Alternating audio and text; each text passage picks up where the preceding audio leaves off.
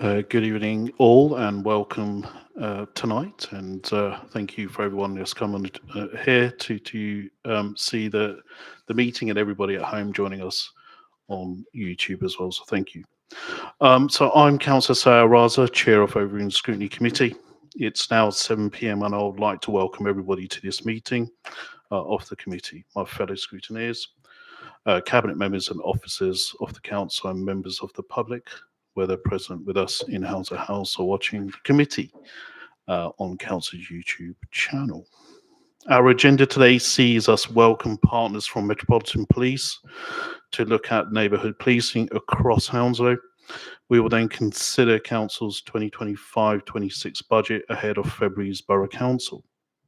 We also have an important item reviewing progress against the Council's Climate Emergency Action Plan. In addition, we have several shorter items on the agenda. There are updates from the chairs of this year's scrutiny panels, a review of Council's forward plan, a chance to review and revise the committee's own work programme, and any urgent business should there be any. Having walked through the content of today's committee, I will now take a few moments to set out the mechanics of the meeting. As chair, I will run the meeting and invite people to speak, and I hope by combining questions and observations to allow for a fluid discussion. I shall invite guests to introduce their reports. I will then invite members of the committee to ask questions of our guests.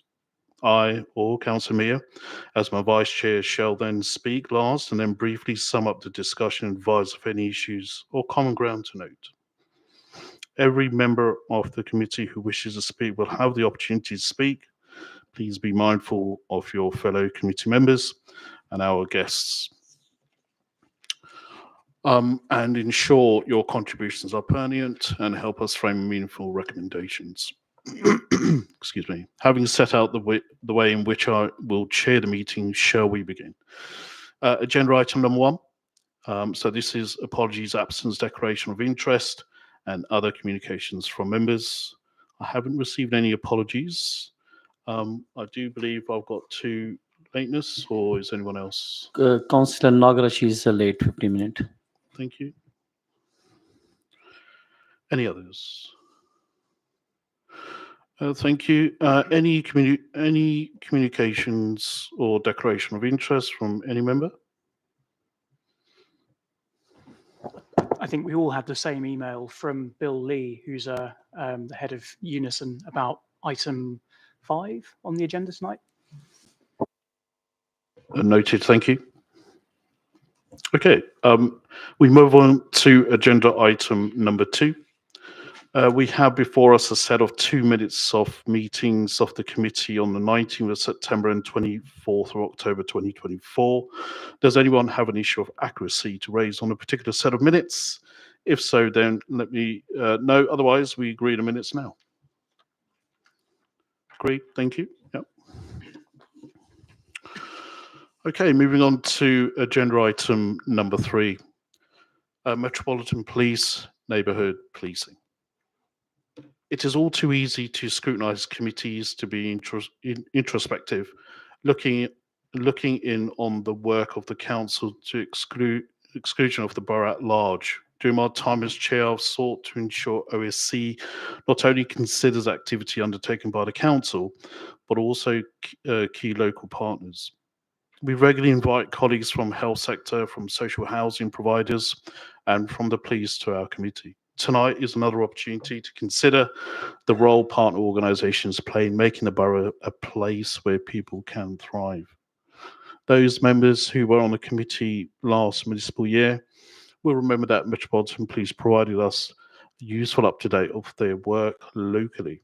This was a very helpful discussion on an issue that matters a great deal to local residents, and our partners in the Met said they would be happy to return to the committee to provide further updates. As such, I'm pleased to welcome Chief Superintendent Jill Horsfall and Superintendent James Rowlinson to the Council's Overview and Scrutiny Committee.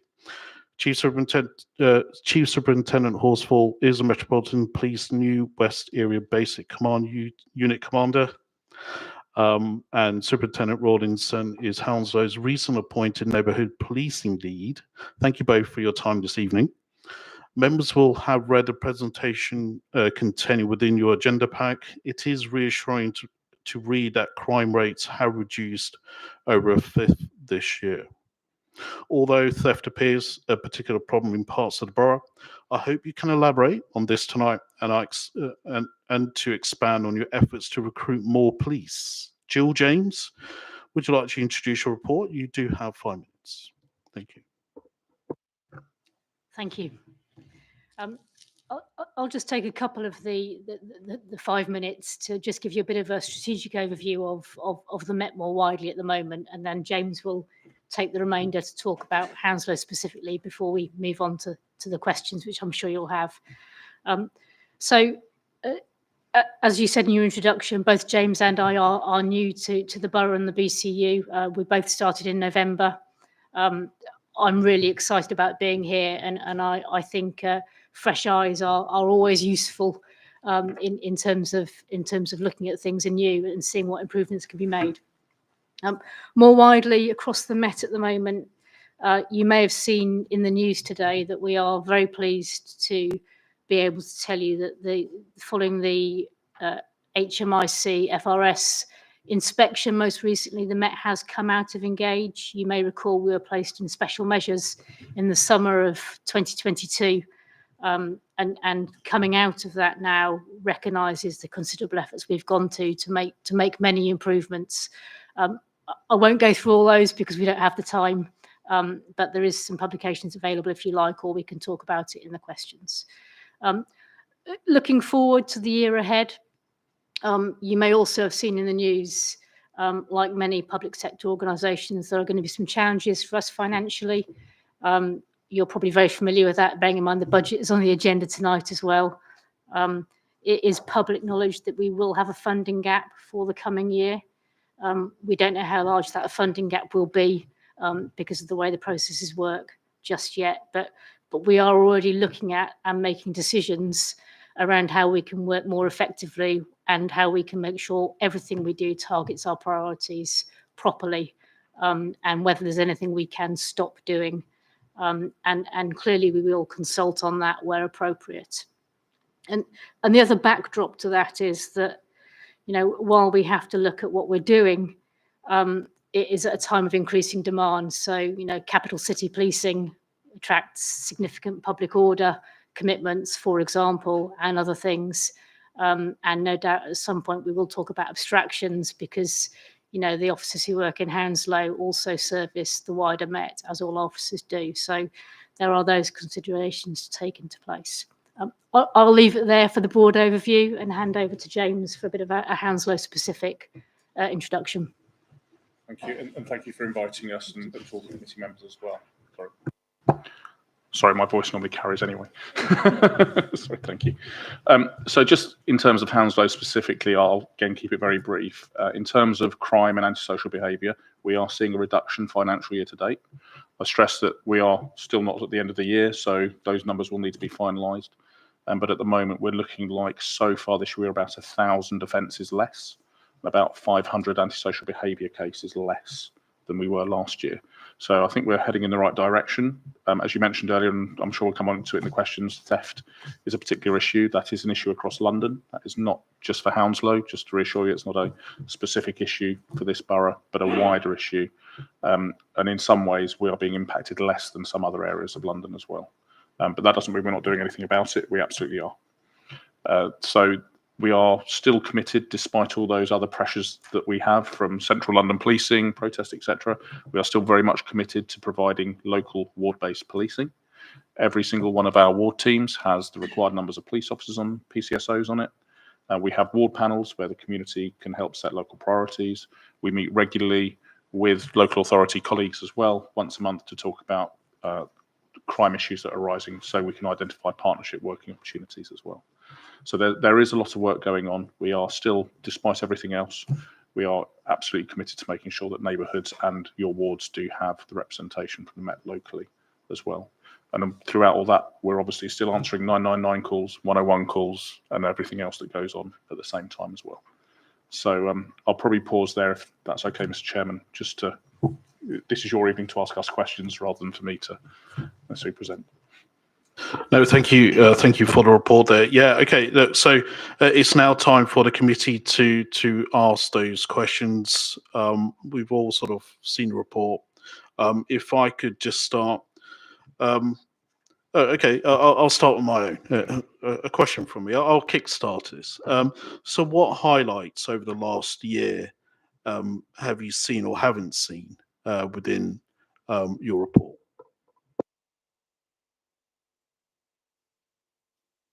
Good points.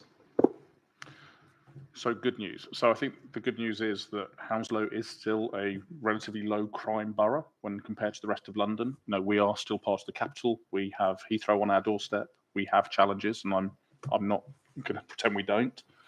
But Hounslow still remains fundamentally a largely safe place for our residents and our businesses and everybody else that visits the area as well.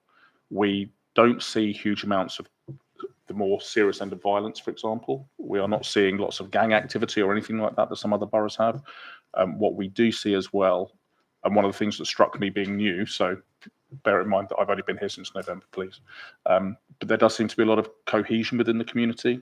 There does seem to be a lot of interfaith working, for example, a lot of people willing to work with us and with other groups as well, which I think is a real positive for Hounslow, and something that I think is something that we'd love to build upon and work with more the residents and community groups as well. So I think there are definitely some positives in there. The thing that James touched on is we do now have all our dedicated ward officers in post. I know it is a mayoral commitment, but despite that, for some time we were carrying some considerable vacancies. We now have got those in post, and that's really crucial, as you know, because they are the officers who should be abstracted the least. I'm not saying they'll never be abstracted, but they should be abstracted the least. And they can build those relationships with the community and get into the long-term problem solving that is needed through the ward panel priorities. Yep, thank you. Thank you for that. Councillor Tuckler.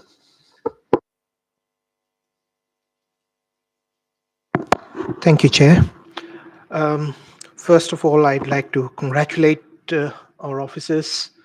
I looked at the numbers, and all the numbers suggest that we are improving as an area. Looking at the reports, the detailed performance against the urgent calls with 15 minutes and 60 minutes response times, there are some missed targets. Can you please let us know why are the targets being missed? What is the key reason for that? So one of the successes we have had in the last year actually is raising our call performance, particularly for emergency calls. That is something that we track on a daily, weekly, monthly basis, and it is something that I hold my emergency response officers to account for. There are unfortunately always going to be some calls that are missed, and the reasons for those are very varied. But one of the things that we do notice is that most of our calls are missed during the late turn. Our peak demand is during the late turn generally, and it's very hard to flex officers to get significantly more on a late turn than it is on an early turn or a night duty. And then there will always be times when calls come in and we don't have units to send. We do have a process in place where our supervisors will triage the calls and reallocate them, take them away from some calls where possible.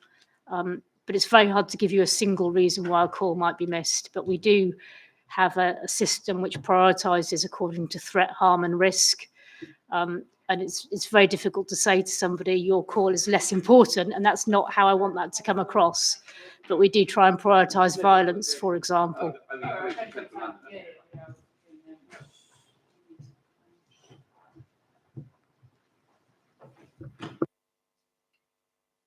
Yeah, apologies for that. Councillor Elmsley, please. Yes, thank you, Chair. Totally echo Councillor Kuldeep's comments about the great job that the police are doing here locally. I was at a ward panel in Chiswick recently, and they had some fantastic good news stories. So we're really lucky to have such good local police teams. Jill, you alluded to some of the financial difficulties that the Met is obviously having. One of the things that I learned in this ward panel was that there had recently been I think a 25% cut in the number of patrol cars that the Met has locally. And that meant that we lost our patrol car in Chiswick. I guess my question is, what impact do cuts to patrol cars have locally? Are they important, or actually are there other ways to catch criminals quickly? So there has been a fleet reduction. We spend a significant amount of money on fleet, as you can imagine, including a lot of money on hire cars, which is the budget that we are trying to cut, because that's an expensive way of having fleet availability. We've cut very few cars from our emergency response strand, because that is quite easy to put some science behind in terms of we know what the demand is. So there's been very little wastage from our emergency response strand. And actually, if we have a car that goes off the road, there is a pool system to replace it. The vehicles that we have lost more of are what we'd call our unmarked cars, our general purpose cars, the cars that officers would use to drive somewhere to take a statement or to drive somewhere to drop exhibits off. So we've lost the vehicles that are useful for those slower time inquiries, not in terms of attending emergency incidents. That will have an impact, because officers will take longer to do things if they're using public transport, but it shouldn't have an impact on our emergency calls. Brilliant, thank you. And then generally, I've got another one, have I? Yeah, sorry, I get ahead of myself sometimes. Generally, again, Jill, I think you alluded to Sir Mark Rowley's comments about, I think it was eye-watering cuts to the Met, which no one wants to hear. I think the London Assembly said this morning at a budget committee that we might be facing a loss of 1,300 frontline officers. Maybe this is getting a bit ahead of that challenge, but is there any indication of what the likely impact will be on our borough and our local police teams yet? So I think it's probably fair to say that our officer numbers generally in the Met will decrease, but there's a significant programme of work going on at the moment to redeploy officers who are in roles that perhaps don't need to be done by police officers. So, for example, our Command and Control Centre is going through a programme to release 100 officers back into frontline roles, and we'll recruit civilian staff to backfill the roles they're in. Likewise, there are some investigative roles that we could civilianise. So we have started advertising to fill some of those. So I think the number of warranted officers overall will go down, but we are looking to make sure that we're using all our warranted officers to the best of their ability, rather than using them for a role that doesn't require them to be an officer. Thank you for that. Councillor Mia, please. Thank you, Chair. As you said, that we are better than many other boroughs, I totally agree with you. While it is encouraging to see reduction in most crime categories, the increase in theft is concerning. Could you provide more details on the specific types of theft that have risen and the strategy being implemented to tackle those issues? Yes, so the specific types of thefts that we're seeing increase are primarily what we would call theft person. So they are generally non-violent, but still concerning, obviously, including phones being snatched from people's hands by people cycling past, for example. We are seeing some people being followed away from cash points and banks, and money being taken out of pickpocketing, your more traditional pickpocketing offences as well. A lot of the offences are being concentrated more around the town centres, and we are seeing it sometimes around transport hubs as well. That pattern is something that appears to be happening across London. And in the pack, you'll see where West area sits in terms of, and you'll see, I've anonymised the other BCUs so that they can have those conversations with their local partners too. But we sit something like third or fourth from the bottom, so we're one of the lowest. We are clearly doing some work around the town centres. We know that the town centre team, for example, that I run, has a number of vacancies at the moment, and we are looking to move staff out of other teams, as Jill's just said, around that redistribution of moving people around. That is absolutely one of our priorities, to get people into the town centres, because we know that visibility is important, not just for theft person, but also for theft shoplifting type offences as well. So we're onto that. We have had some proactive operations as well, where we have targeted people on illegal e-bikes, and I stress the use of illegal e-bikes, not just all e-bikes. And we think some of those individuals are coming from surrounding boroughs and coming into some parts of Hounslow to commit their offences because they obviously don't respect borders and boundaries. So we have had some success in deterring some people coming into the borough and identifying some individuals there. And we'll continue to do that. My 3 inspectors that cover broadly Chiswick, Feltham and Hounslow Central, they are putting together at the moment some work with our intelligence team, looking at the seasonality of different types of offending, including theft person, so that they can look at a year plan for those operations. And we've had some conversations very recently with some of your officers from Hounslow to work out how the partnership will work towards those over the coming year. So we've got that joint partnership plan around some of those key crime types as well. So there's a lot of work going on in the background, but we are just beginning to understand that it's part of a wider trend. And you'll also potentially see the Commissioner talking more about the importance of Apple and Vodafone and those sorts of companies coming on board to help from a technology point of view, so that these phones, if they're stolen, can be stung. And there's actually an operation going on this week, Met Wide, which we are as an SLT, very involved in, which is looking at that kind of market for stolen mobile phones in particular, to try and get into that. And because if we can turn off the demand, hopefully we can turn off some of the thefts as well. So the mobile phone industry is another thing that needs a longer term look at as well.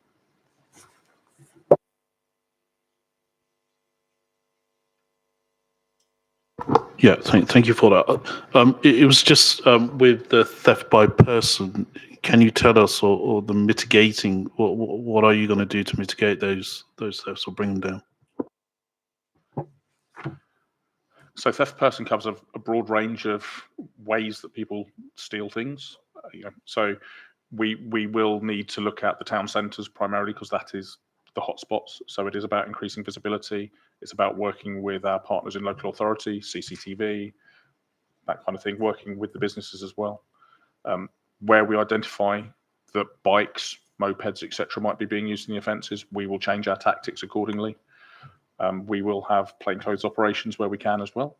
So I won't spoil things, but we will explore everything. And my inspectors have been asked to look at some new technologies that will help, like live facial recognition, where we can use that kind of technology to identify people who are wanted for those offences, so that we can arrest them and deal with them, or prevent them from wanting to be in the borough in the first place. Thank you. As you just mentioned, the hotspot, but can't we have a CCTV cameras or more patrolling to those particular area? So absolutely, the hotspots on this borough are probably no different to other boroughs, where we know they're generally areas with high footfall. Usually town centres. They're usually town centres. I've certainly worked on many other boroughs across London where the town centres is because of the volume of people. And we are trying to get our visibility in there. Like I said, we do have vacancies in our town centre team at the moment, which we are trying to fill. And we are working with other colleagues in the BCU to ask them to release some resource to help us to do that. That will take a little bit of time, but it's absolutely my priority, because I recognise the hotspot there. Yeah, we are absolutely trying our best to get the visibility in there, and we will absolutely speak to our community safety colleagues on the local authority to try and do our best to work together to stop it. Thank you for that. Councillor Gould, then after that, Councillor Yates. Thank you, Chair. The report is showing there's a less crime is reported this year, but practically a lot of people is not making the report, unfortunately, due to they are saying it's not has been handled properly, especially for the domestic violence. So what may you are taking to give the confidence to the people to come forward and make a report? So if we're talking about domestic matters in particular, one of the real improvements we've made over the last 12 months or so is to put significantly higher staffing into our units that investigate domestic abuse and sexual offences. Met wide, we've recognised we needed to staff those units to a higher level. So I would absolutely encourage people to come forward. I know there are many reasons why they don't. I know it's not necessarily just linked to a lack of confidence in us, but I would encourage you to tell people to have confidence that we will deal with it if they do come forwards. You know, violence against women and girls is very definitely one of our priorities. All my officers are aware of that. And I would like to think that anybody coming forward will get a good service from us in relation to that. In terms of crime more widely, there have been probably challenges for us in terms of timeliness, particularly with what I would call volume crime. So what we would say is your crime that doesn't involve violence, so your thefts, for example, the numbers of those we get are so significant that it's quite hard to deal with them in a timely manner. And that has in the past caused people to lose confidence because they don't hear from us for so long. And then we've been very guilty in the past of keeping people waiting for a long time and then saying, we've looked at your crime, we can't do anything with it. So one of the other things we've done is we've introduced what we call a crime management unit to do an early triage on all our crimes, so that if, and all those crimes are triaged by a supervisor. So if anybody makes a crime report now, it gets a very early triage, firstly to make sure it goes to the right unit, but actually also because if it's then decided that there are no investigative opportunities, because sometimes there aren't, and the classic example is somebody will say, you know, I went out with my phone in the morning, I came back in the evening, or I realised 2 hours later I didn't have it anymore, but I don't know where I lost it. If we know there's no investigative opportunity, we're telling people early and explaining why, because if you tell them early, they understand it. If you wait 3 months to tell them, they don't. So that unit has meant that the amount of crimes going to our investigators has dropped. So they should have a better chance of dealing with the crimes they've got quicker. So I would just encourage people to report because it helps us build that picture as well. Again, thank you. Councillor Yates, please. Hiya, I'm Emma Yates and I'm councillor for Brentford West. Firstly, I'd just like to say that I'm really pleased that most of the positions have been filled now in the neighbourhood policing. I know it's been a tough few years, but I would just like to ask why are neighbourhood officers moved out of those roles so frequently? Because it has an impact on neighbourhood policing, as officers can't really build long-term relationships. So I'd just like to know why that's been happening. It's a really good question. And one I completely understand. I guess what I would say is we don't move officers out. We, as leaders, we don't move officers out of ward positions. They're very definitely a priority for me, and it's a message that I've passed to my HQ team is that I expect the ward positions to be filled first. So I'd never move somebody out of it.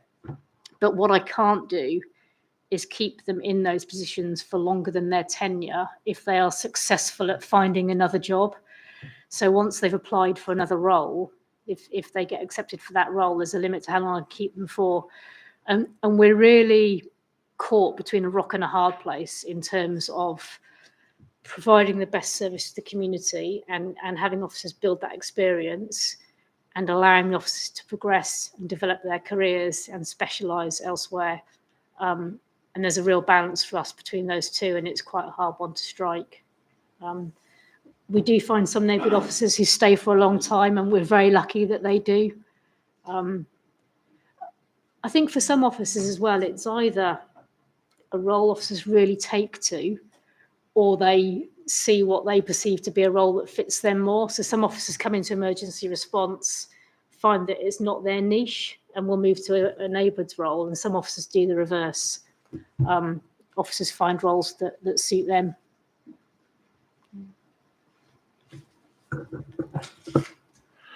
And many of the officers that have left recently, and it's not that many, that because we've been putting people into those teams, they have left neighbourhoods to go into specialisms as part of that career development, because the Met has so many other roles that other forces might not always have, like royalty protection, parliamentary protection, etc. A lot of our officers are going into those kind of roles in Pan London units. So we're not moving them around locally. They are successfully applying for that, or they're successfully applying for promotion. And one of the reasons is because they are doing a good job here, that they are desirable for the specialist units and to be promoted. So sometimes it can be a bit of a victim of success, but generally that's why people are leaving neighbourhoods at the moment, is for Pan London specialisms or promotion. Okay, thank you. So another question. Can you confirm how you will work with Hounslow to reduce the fear of crime in the borough? That's something that was mentioned in your report. That's a really interesting question again, and we were talking earlier about the difference between there being a risk of crime and the perception of crime, and the perception of, you know, that leads to that fear of crime. I firmly believe that there is a greater perception of crime than there is a risk of crime, and we've talked with Permjit and some others about this, and I know that you did a survey which showed that there was that perception of crime. I'm sure it's conversations that you've had, James. It's a really hard one to crack. And I think for us, it comes down to making sure we've got strong engagement pathways and making sure that those engagement pathways actually reach the sections of the community that we need to reach. And that's perhaps where we could do better. It's important, I think, that our ward panels are well represented with the right cross-section of people. And again, I think we could probably do better with that. I'd like to see really diverse ward panels that are representing all aspects of the community, or all age groups of the community as well. I think fear of crime for young people is probably particularly high, and then that drives other behaviours that we don't want to see. I don't know. I mean, I could ask you if you had any ideas about what you think we could do more widely. I'd be very welcome to hear if anybody's got any ideas. Thank you. And just following on for that, do we still have neighbourhood watches within the borough, or is that sort of been replaced now with the panels? So the Met a few years ago, when I first started my journey in neighbourhood policing, which is probably longer ago than I care to admit, was very keen on neighbourhood watch. I think it's something that we need to revisit to see what the value is. I think it's being replaced a lot by localized WhatsApp groups and Nextdoor, and it's shifted and it's moved away from the physical neighbourhood watch meetings that used to take place. The ward panels are more a representation of local residents and businesses that meet to set local ward priorities on a quarterly basis, rather than necessarily a watch as such. And I think it's worth us just revisiting that, and that probably links in with the comms piece as well, about that. How do we address the fear of crime? Because I think a lot of the fear of crime might be around what people are seeing on social media and the speculation, and how do we work with your comms team and our comms team together to try and get the facts out there. There's almost a balance, because sometimes in talking about crime, people perceive there to be more. But it's a conversation I think that's worth having around neighbourhood watch as well. But neighbourhood watches are not they're not our function, are they? We support them, but they're not ours to set up and establish. We will attend, we will liaise, but they're not ours. So if I have some residents who are keen to set one up, you would work with them to get that in place? Or somebody in the local authority would. I'm not sure where that sits, but we would certainly liaise.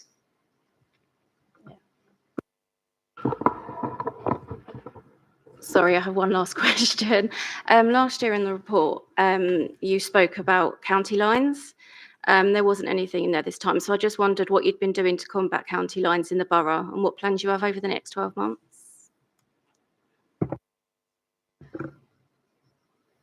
So what's really interesting for me actually is there's a Met-wide county lines team, and we house one on this BCU, which means I think we can get a bit of preferential treatment, which is really good. It's called Opumata, because we like an op name, but there's a lot of county lines work going on. It is constant, and it does have really good results. The problem that we have with county lines is that it's not hard to set up a county line. So it's very easy for somebody to come in. Every time we create a gap, somebody will come in and fill the vacuum. So what we're actually doing is Met-wide, we're investing an awful lot of time and effort into child criminal exploitation and all those other areas that enable county lines to happen, because unfortunately we know that a lot of the county lines impacts on our youth more than anything else.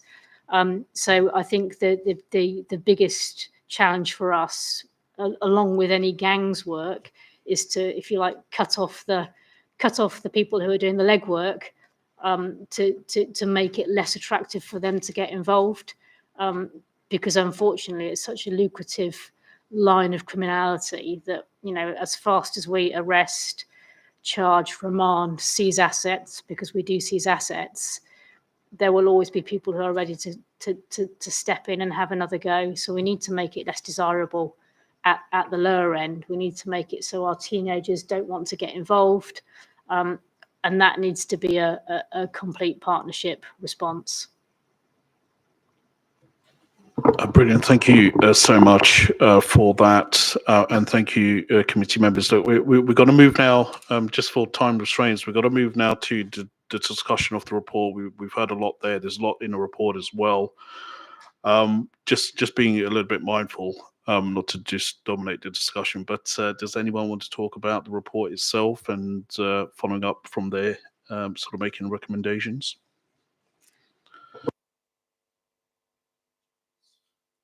Yes, Councillor Elmsey. I'll bite. I think it's a very comprehensive report, actually, and I think in terms of recommendations, there's potentially few and far between based on the initial sort of response. What I would say is, though, obviously, based on the responses, Jill, that you gave me in terms of budget and planning for the year ahead, it would be useful, I think, once we have some sort of finalised idea of what that might look like on the borough, if a report comes back to OSC, or if there's something that's sent through you, Chair, to OSC, just to really review what impact of Met-wide budget constraints might have on our local teams, because I think that'd be really important for us as a committee, but also for the ward panels that we represent as well. That's brilliant. Yeah, happy with that. So we'll see you next year with another report. Brilliant. Anything else? Committee members, come. Thank you, Chair. As I mentioned, because we need to build the confidence of the local community. So I think the police should do the workshop to engage the local community. On top of that, the area forum, all the area forum, you need to present and give the try to engage, and that will be in the next report. That's what I'm thinking. Yeah. So we are doing events at the moment. We call our New Met for London events. I don't know if you have one planned at the moment, but we do reasonably regular community forums in addition to our ward panels and things. But maybe that's something that we can explore if there isn't one diarised yet. Thank you. The only thing from me, I guess, will be if building up that kind of trust and getting communities involved, and getting that standard. Have you ever sort of considered maybe taking a metropolitan tour bus around London Borough, not just Hounslow, but other boroughs as well within your command? So, in fact, James used to have quite a lot of involvement in this, but we have previously had dedicated engagement or outreach teams. They were quite focused on recruitment, but actually they spent a lot of time just engaging with people and talking about what we do and why we do it and trying to build those links. They are sadly two units that have almost been folded back into BCU business as usual, because we don't have the luxury now of having officers that we can dedicate to that activity. But it is very much the kind of activity I'd expect our neighbourhoods office to do as part of their day-to-day business. Okay, that's a bit of a shame, but it would have been nice to have that. That's fine. Okay, all right. So just kind of moving on now, just a couple of kind of recommendations. Of course, I'll put it this way. So, firstly, thank you for the report. I think it's really, really good and really positive. So we do welcome, the committee does welcome the progress made, especially in London Borough of Hounslow, to reduce that crime rate. So thank you. Thank you for your input and your persistence there. Continue with the early triage. I think we do need to just make sure that we continue with that and progress to improve, the public confidence at large. Police to retain focus on keeping good local neighbourhood policing. 100%. We need to have those sort of ward PCOs there.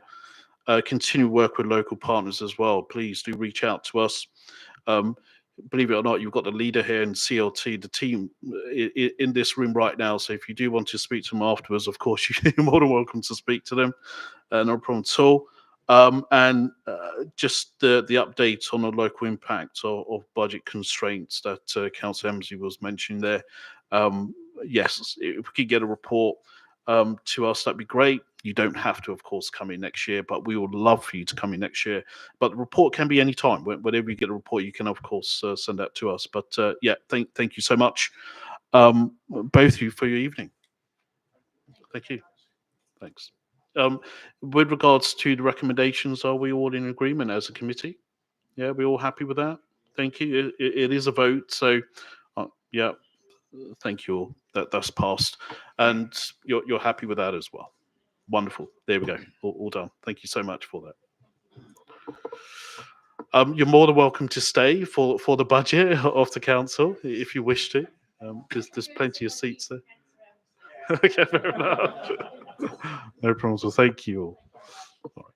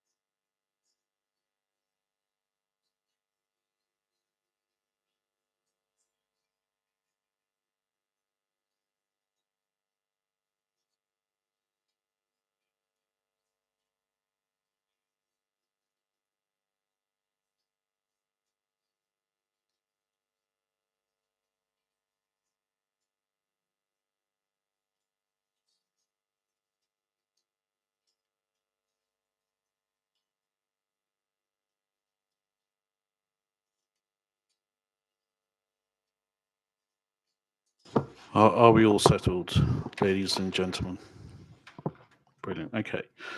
Next on the agenda item is item number 4. This is the One Hounslow Financial Strategy 2025-26 budget proposals.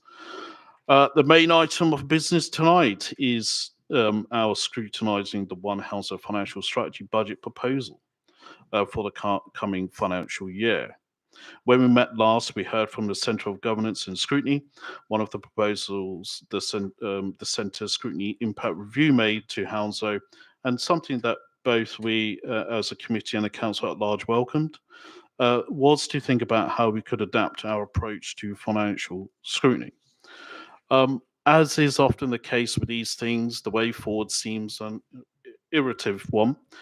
We already receive budget updates and reports on delivery plan activity in new ways. We are also engaging earlier with budget matters. Indeed, if you take a moment to look at the original municipal calendar, you will see that this budget meeting was originally scheduled for next month. It has been moved to January to allow for greater scrutiny and to ensure our recommendations have time to feed into the final stage of the budget setting ahead of February's Cabinet and Borough Council. To remind everyone, this is the third time budget matters have come before the committee this municipal year. In September, we considered proposed consultation on changes to the council's council tax support scheme. In October, we considered the development of the council's medium-term financial strategy, a key component to ensuring sound financial management and delivering against the council's commitments. Since then, we've had a chance to digest both the Chancellor's autumn budget and the provisional local government finance settlement, which arrived just before Christmas. The settlement provided an additional 6.5 million to Hounslow, which, whilst welcome, is ring-fenced for specific activity and will not be enough to meet rising costs and associated with rising demands for services, inflation, and indirect costs. In addition, the Council Tax Support Scheme consultation concluded in December, and you'll see a proposal associated with it in your agenda pack tonight. This evening, our focus is tighter. The committee will have read the agenda papers, both this December Cabinet Report, Appendix 1, and the Savings Proposals, Appendix 2. We have the opportunity tonight to scrutinise those saving proposals which can contribute towards saving the Council's needs to make. I would like to remind the committee that this isn't the space to pose questions on macroeconomic issues. Whilst I fully expect our guests tonight to be across budget proposals for Hounslow and for the committee to look and hold them to account, it is unreasonable to pose them questions about UK's balance of payments, deficits, interest rates, or inflation. We are looking at budget proposals for Hounslow. We have before us a great deal of detail as to individual saving proposals. Our time tonight is finite, and scrutiny will be ill-served if we dwell on a single saving proposal. So let's ensure we can, across the range of propositions before us tonight, scrutinising effectively, challenging robustly, and ensuring that we can make the most of our time together this evening. Cabinet will next discuss the budget in February before the budget is taken to Borough Council. So this is an opportunity for OSC to play a role in pre-decision scrutiny. We've been asked to note the draft budget proposals for 25-26 as set out in Appendix 2 in the context of developing a sustainable financial position for Council over the medium term, Appendix 1. Provide comment and feedback following scrutiny challenge in advance of the budget proposals being considered by Cabinet on the 11th of Feb 2025. I would like to welcome our guests, so thank you all for being here. First up, we have Councillor Rajwat, Leader of the Council and Cabinet Members of Strategy, Resources and External Affairs. He is joined by his Cabinet, who I'm sure will be able to contribute with questions related to their portfolios. And of course, we do have Luke Shiverton, Housing Director of Financial Sustainability. Welcome, everybody. Councillor Rajwat, please introduce your report. Thank you very much, Chair. And I was so looking forward to talking about macroeconomic policy. No, but really good to be back. Thank you for having us back. And you have a knack of saying exactly what I was going to say, so I'll keep this short. But it is important to reiterate that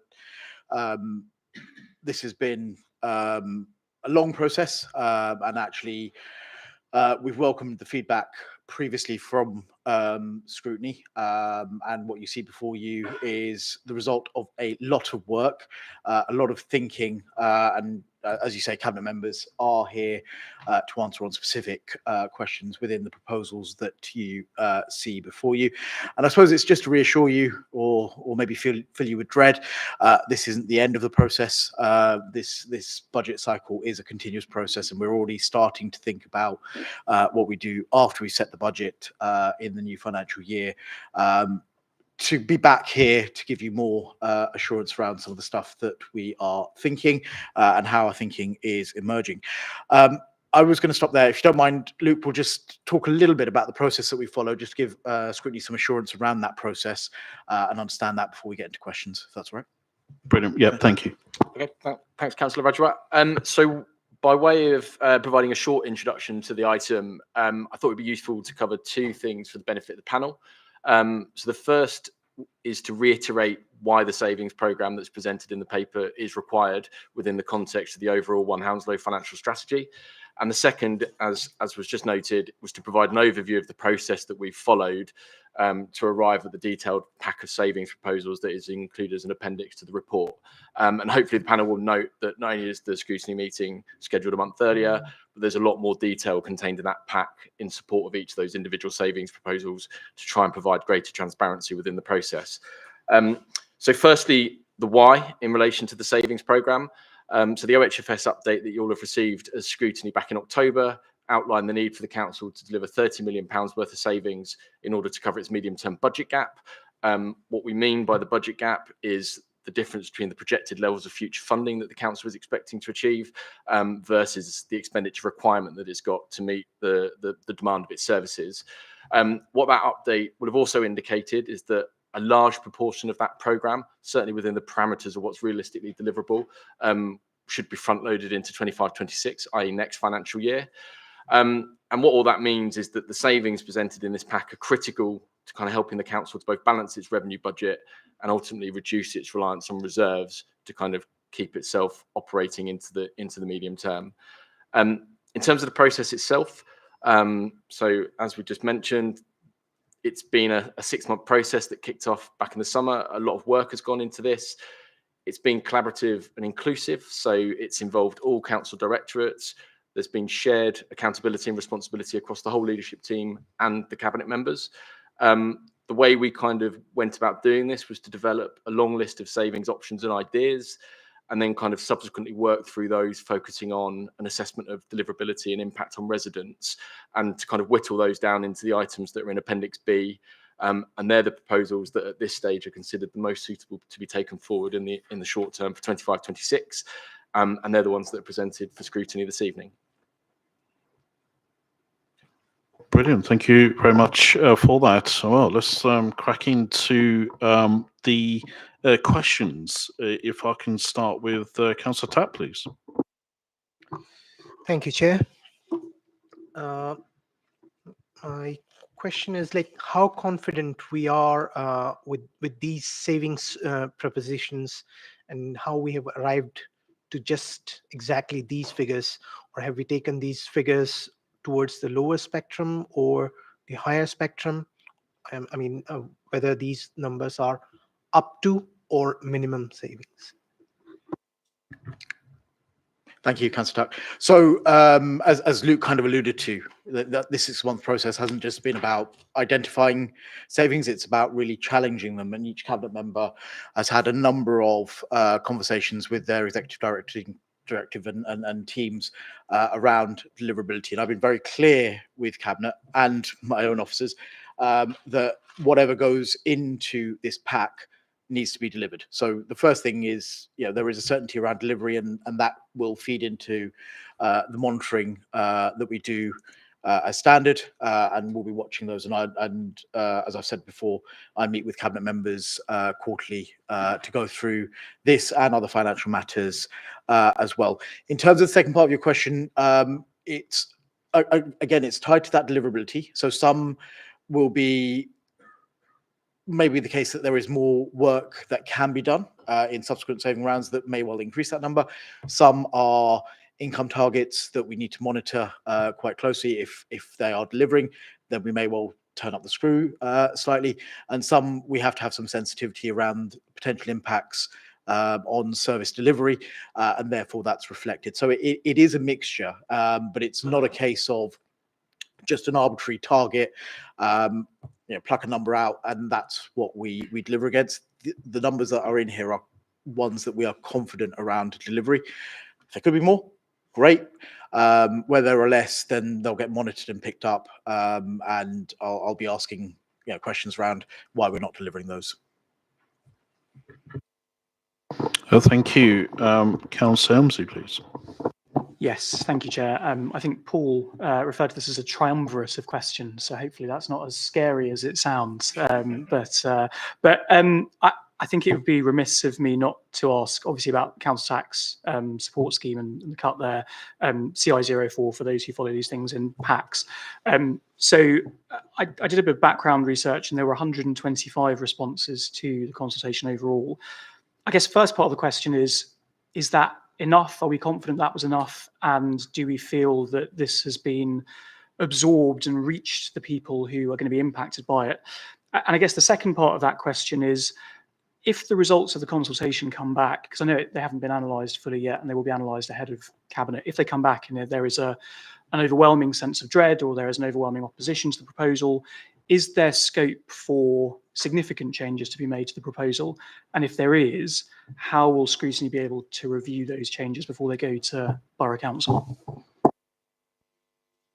So I'll answer the middle question first. I think it's a middle question. In terms of which, so I was very clear when we kicked off this consultation that this wasn't just a put it online and let them come. There's been a lot of outreach work that's happened, not only with those that currently receive it, but through community groups, engagement, focus groups, as well as the online consultation.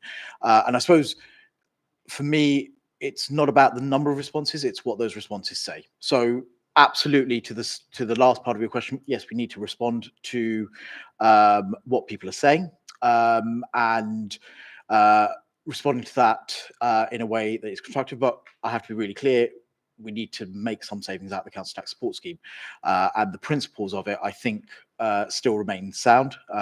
Again, I'm also looking at the responses that we received and trying to make sense of those. We've got to remember that there is a hardship fund that goes alongside this that will help support those that are potentially affected. But sometimes it's not about money, it's about the dedicated support. And so we've tooled up Liberata and our community and voluntary organisations to help us with some of that signposting and help, even at a small level. And you'll note from the consultation, there was a calculator that was included as part of the consultation, so people could try and work out where they kind of sat in those. Within all of that, I acknowledge that this is a change for many people, and some people will be worse off in that. It's how we support them that we're most important. And very happy to come back to scrutiny at another time, should the chair wish to talk more about that. Thank you. Yeah, carry on. Brilliant. Yeah, thank you. I was going to ask the next two to Councillor Gerewal, but I know that he's not here, so it's to you again. I'm sorry, Councillor Rajawat. I'm not picking on you. I promise it was going to be a bit more shaken up than usual. But the next one, I think you knew this was coming on tree maintenance, IRT 08. I know there's been some confusion over what this line item means. I think originally it said we won't replace felled trees, then it was said that we would bring it in-house, which I guess means going to Lambton. Then the head of the Highways PFI said nothing had been agreed. I guess just the question is, could you give us some clarity on what the proposal to save £20,000 actually is? Is this operation being transferred to Lambton? And can you reassure us that if it is being transferred to Lambton, there won't be a reduction in service levels? Yeah, so it's a saving on the PFI, Councillor Ramsey. And so may not be Lambton, it may be us. We're looking at where that kind of sits. And we've got to remember that the proposal is around trees that were diseased. So that the tree planting pledge remains, and we're very committed to that. Does it mean that exact tree in that exact location? Maybe, maybe not. That's to be assessed, but it's a saving off the PFI. Okay, so it's a saving off the PFI. It's being moved either in-house or to Lambton or something, but we don't quite know where that's going at. That's not an accusation, but yeah, okay, fine. And then final thing on street lighting, so IRT 06. Obviously, this is quite a chunky cut to street lighting in the borough. I know that this is an ongoing discussion that we seem to have every budget around levels of dimming, trimming. Could you just confirm what engagement has taken place with the police on this issue? And if there's been an impact assessment on how these proposals will impact safety and crime in the borough? Obviously, we know that street lighting can have a big impact. So the proposal, in essence, talks about what we can do with street lighting. It says we can do more with street lighting and potentially make a saving. I think part of this is that there are conversations that are ongoing, both with police, and that will feed into an impact assessment as to what that means. I mean, we know that the perception of crime is high in the borough, and I understand that is context, but I think we've got some of the most modern street lights in terms of infrastructure in the borough. How can we use that more effectively? That's what this saving kind of relates to. Thank you both. And Councillor Gill, I think you wanted a question. Thank you, Chair. Ms. Leader, I appreciate and understand you are passionate to present the balanced budget, but unfortunately, we do understand there's a gap or is financial gap in the budget. And in your report, you mentioned short-term, the long-term proposals in the balance of generating the more and try to save the money as well. So how are you confident you can meet all these numbers by this proposal? So again, it kind of comes back to the original answer to Councillor Tuck's question. I'm not going to put something into a report that we don't have confidence on delivery and that we can't monitor through. Yes, this year we will have to dip into reserves to be able to balance the budget.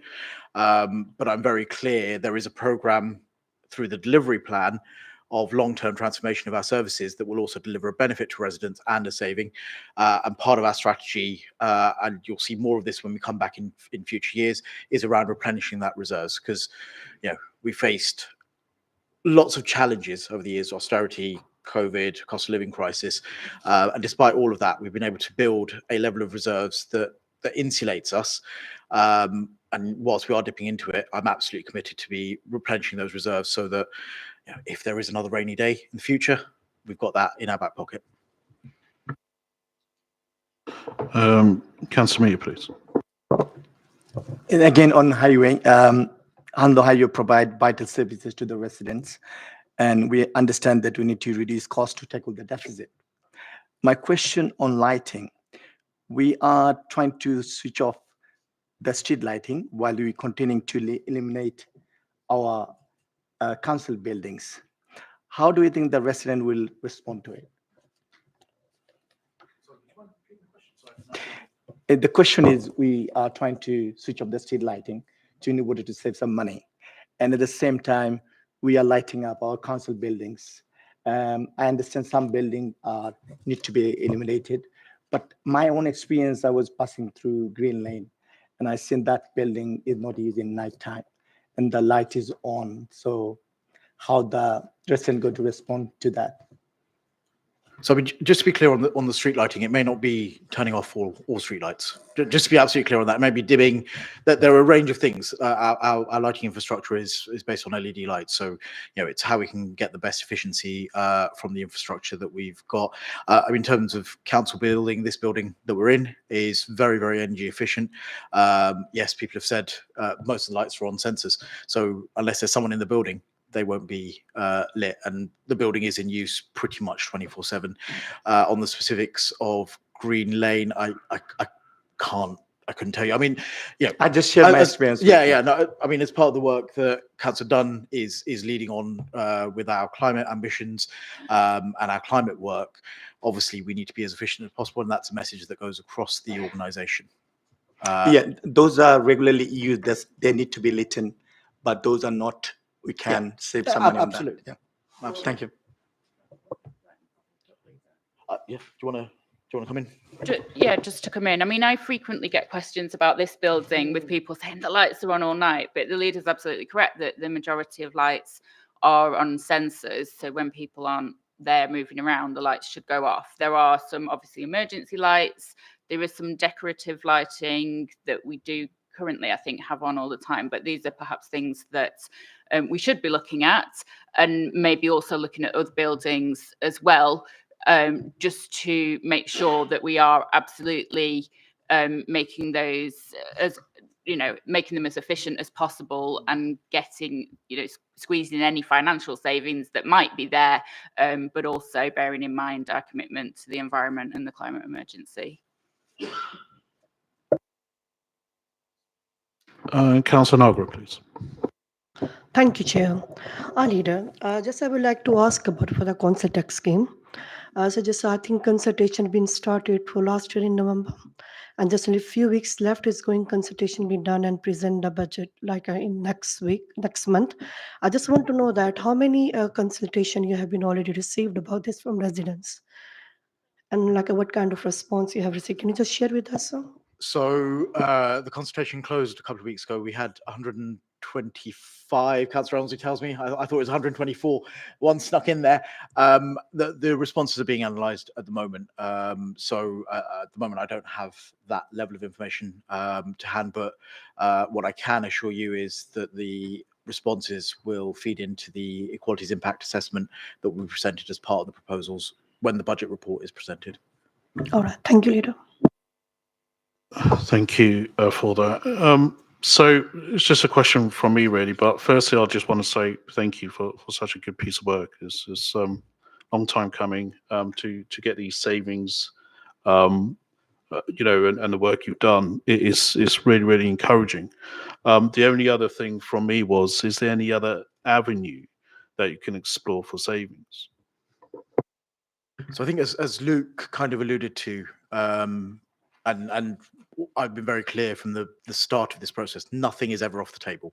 Everything is always on the table, and we look at it in the round. We look at it in terms of delivery, what it will actually deliver, impact, and efficiencies. We've drawn up a number of proposals, and some of them take slightly longer to be delivered. So, as I say, as part of that continuous process, I will be back here talking to you about a new set of proposals, probably later on this year, I would imagine, if not early next year. And this is a 3-year program, but it is continuous. So, I've already got one eye on 26, 27, and then beyond that as well. So nothing is off the table, but I can't be more specific at this point because we're still working through some of those longer term proposals. And then, of course, it would be remiss of me to say the delivery plan also has a number of transformations that are included, and they are reported through Cabinet in the normal process for progress. They also have some financial benefits attached to them that we will realise, but also we have to keep one eye on the benefits to our residents as well for that long-term transformation of services. That's brilliant. Yep. I think the other aspect to talk about as well, and although it's much smaller than savings, as we've talked about, is also the income targets that some of these proposals have against them. And in my portfolio, for example, they're not enormous, but I would say they're significant, and they are on the at the moment, more cautious side of what we expect.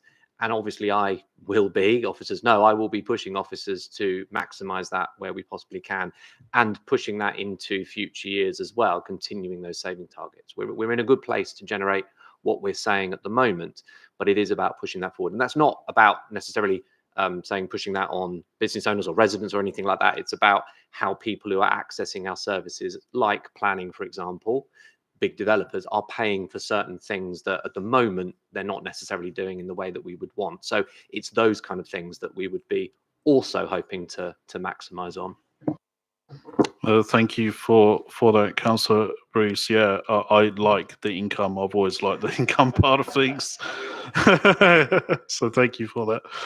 The other question, I guess, for me is, and this is really more of a technical question, is that do we know what reserves looks like in 26 opening? So I know we're taking 14 million to balance this year's budget. I think that that takes it from 83 minus 14, whatever that looks like. 59. 69. Sorry, it's been a long day. Yeah, it is. You heard it wrong. I'm not a mathematician. But as I say, I think the important thing to note there is, we need to have a plan to replenish that. Reserves are only there for rainy days. They are not there for ongoing expenditure. And so I was going to actually ask this question: is there anything? And I do understand it might be early time at the moment, but what does replenishment look like?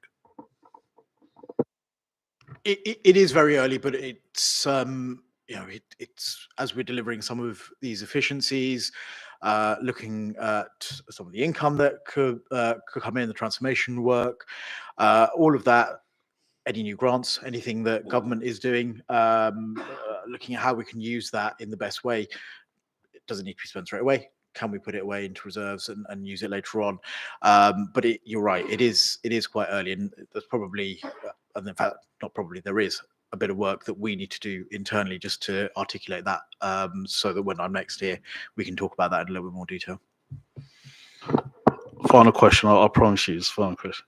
The only other is that would the council be looking or prepared to look at increasing the reserves in line with inflation? So our reserves policy is that there's a minimum amount that we need to hold in reserves, and that's in the reserves that we can actually that aren't ring feds for other things, and that's a judgment made by the Section 151 officer. So that's the minimum that we hold, but obviously it's a judgment that we make. Obviously, we have to account for inflation. As part of that calculation, so it's always a part of that mix. So yes, but I guess it's a balance between having the money available for operational need versus excessively putting stuff away just for the sake of putting stuff away. You know, Yeah, a no, judgment it's just, call. I guess my thinking was just, as you got, interest rates, we've got inflation, it erodes the actual value of the 250 million in reserves that we have. So that's really where I'm coming from. Okay, that's good. Now we sort of, is there any other question before we kind of move to commit? Oh, yeah. Councillor Yates, please. Yeah. Thank you. What are the staffing implications for these proposals, and what will the council do to support those members of staff potentially affected by these proposals? Thank you, Councillor. It's a really good question. So as part of this, obviously, we have looked at staffing implications. These are proposals. And so in terms of the number of roles, and Mandy will correct me if I'm wrong, I think it's around 14 roles that are potentially affected. But in terms of number of staff, because a number of these will be vacancies anyway that we're taking, it's about 5 members of staff.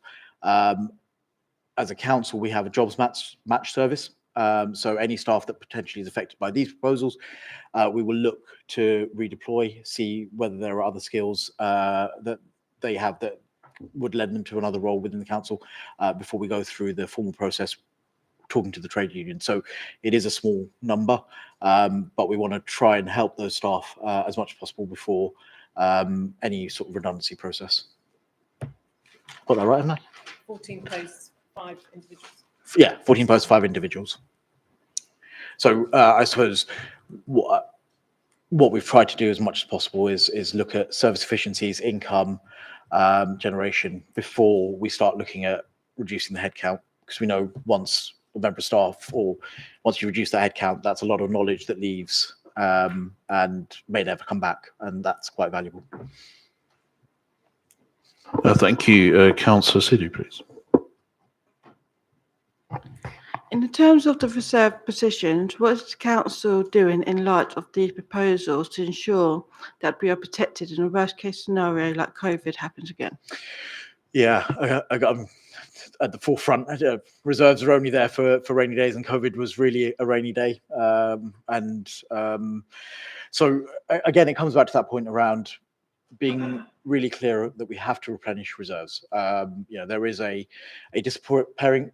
Sorry, reserves can only be used once. You can't use them again and again. And if you're too reliant on reserves, you get to a disappearing point where actually you have to call government in for support. So we are very mindful of that. And the way we are funded means that we've always been very, very prudent and very careful in our financial management. So over the course of the next year, we will be replenishing our reserves. Just to be absolutely clear, if a crisis were to happen tomorrow, I'm fairly confident, and I'm not looking at Luke as I say this, that we'll be able to weather that. But that doesn't mean that we should be complacent. We have to be really, really careful going forward. Thank you for that. Councillor Tuck, please. Thank you, Chair. While we are talking about reserves, I'm going to talk about a specific reserve, HRA reserve. It's mentioned in the report that we are running really low on the HRA reserves. What are we specifically doing to replenish this one? Yeah, so on HRA, you're absolutely right. And what we're looking at on HRA is making sure that we are able to fulfill our commitments for the next financial year. So looking at how that's going to work in the next financial year. And as we are with the general fund budget, looking at how we can replace reserves as we go forward. It is something, again, we are conscious of, and we cannot be complacent about it. And while it's okay, it's not a position we'd want to be. It is where we'd want to be higher. Again, same on the general fund. And there are things that we need to do looking at that, looking at the general HRA position and how we can increase those reserves over the next 3, 4, 5 years. So just to add on to that, you'll see the HRA business plan comes through. When does it come through? HRA business plan? In February cabinet. So you'll see the refresh of that. But obviously, yes, we do, as Councillor Bruce said, appreciate we need to replenish those reserves. The HRA business plan, I think, projects over the next 5 years, we'll be able to put back into reserves about £1 million a year over the next 5 years, which will be really helpful. We want to be at about 15 million, I think, over the next 3 or 4 years.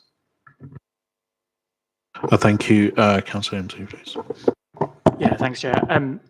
Slight white elephant in the room, I guess, is Lambton, because of the cuts that we're proposing. I think £11.7 million of that is going to helping Lambton, which has made £11.7 million worth of losses.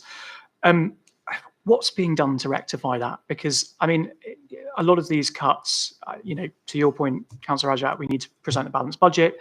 We need to help Lambton. We need to ensure minimum service levels. But we can't keep going on in a situation where we're essentially bailing out Lambton every year by cutting some quite important elements of our own council budget. So I guess the question is, what's being done to rectify that situation? Well, I mean, the first point I'd make is we've got to remember Lambton do provide some of those services that are affected. There is a fundamental piece of work, and I'm very happy to come back for a separate session just on Lambton if you'd like. But there is a transformation piece of work. We understand where Lambton are in terms of their financial position, and there is a lot of work going on between the council and Lambton to address that. And Lambton have got their own transformation programme within the organisation, within their own organisation. Some of that is around the structures, the optimal structures to operate, where there is a need for investment, what that actually looks like, how that is profiled, and then some of the work that they're doing in the community as well. Brilliant, thank you for that. Is there any other questions from councillors? If not, we'll kind of move to then just having the discussion with the committee of everything you've heard here and the report. Yeah, I mean, is there anything to be addressed by the committee with the report? Councillor Yates. Just one really small point on CLP 05 regarding the introduction of charges for sports and related use of parks. I just worry that if we introduce charges, that some families wouldn't use the facilities anymore. So I just want reassurance that that's something you would look into and it wouldn't affect some of our families in the borough. Thank you for the question. That's absolutely something we will be looking into. There are no specific proposals here for what the charges would be, what they would be particularly charging on. It's more to enable us to look into what we can charge for, and it could be some use of tennis courts, some use of pitches. It's also lumped in with a lot of other ways of commercializing our parks, such as, for example, charging those people who are running businesses out of our parks and for free, essentially, like dog walkers and personal trainers. I completely agree. We should be protecting those families who need it most. I've already talked to officers about my priorities, which is making sure that some of those, say, tennis courts, which are serving housing estates where that really is the only bit of exercise you're going to get is using free tennis courts. I want to protect those. So it's a conversation to be had. I absolutely take that back, and I absolutely will take that back to officers when we look into the detail of it. This is, as you can see from these proposals, it's very broad. It's looking at all the different options, all the different ways we could possibly get some money out of our parks, which obviously require a lot of maintenance. Our parks are a cost, but they are also an opportunity to make money as well, and that's what this is. And I absolutely want to do it in a way that's going to be fair, and will land on those with the broadest shoulders first. Thank you for that. Anything else? Yeah, discussion, points of clarification or discussions. Yeah, go for it. I never know where I am with these committees. I'll get it one day. Yeah, I actually think Councillor Sheen hit the nail on the head there. They're broad proposals that we're looking at today. They're sort of targets for savings. They're not actually the meat and bone and detail of what it is that's going to deliver these savings. And I think it makes our job very difficult, because obviously in an ideal world, I'd love to see £12 million of savings and efficiencies with minimum impact to service levels, and 200,000 off of streetlights without any impact on crime, or 20,000 off tree felling, or parks charging those with the broadest shoulders and no other impact. But we don't know, because we don't know what the proposals are. So I guess maybe it's a plea for next year or whatever. Maybe we don't have this in January, or maybe we have one in January and one in February, not to put too much pressure on you and officers. But I'd really love to be able to be in a position where we could look at the actual mechanics of the proposals rather than just the targets, and have a say on those.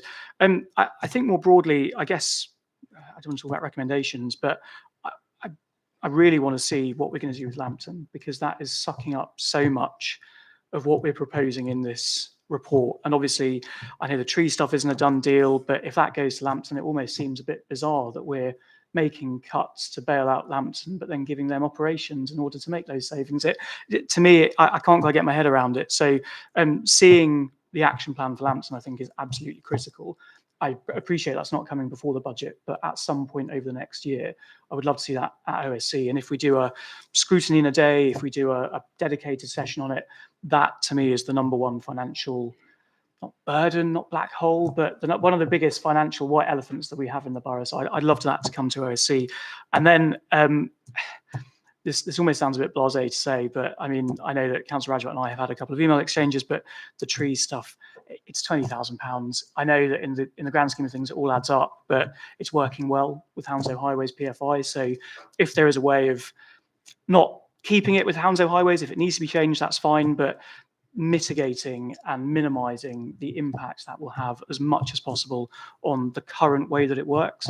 I think that's a really, really key part of changing this, because it's so critical to everything we do, from placemaking to the environment.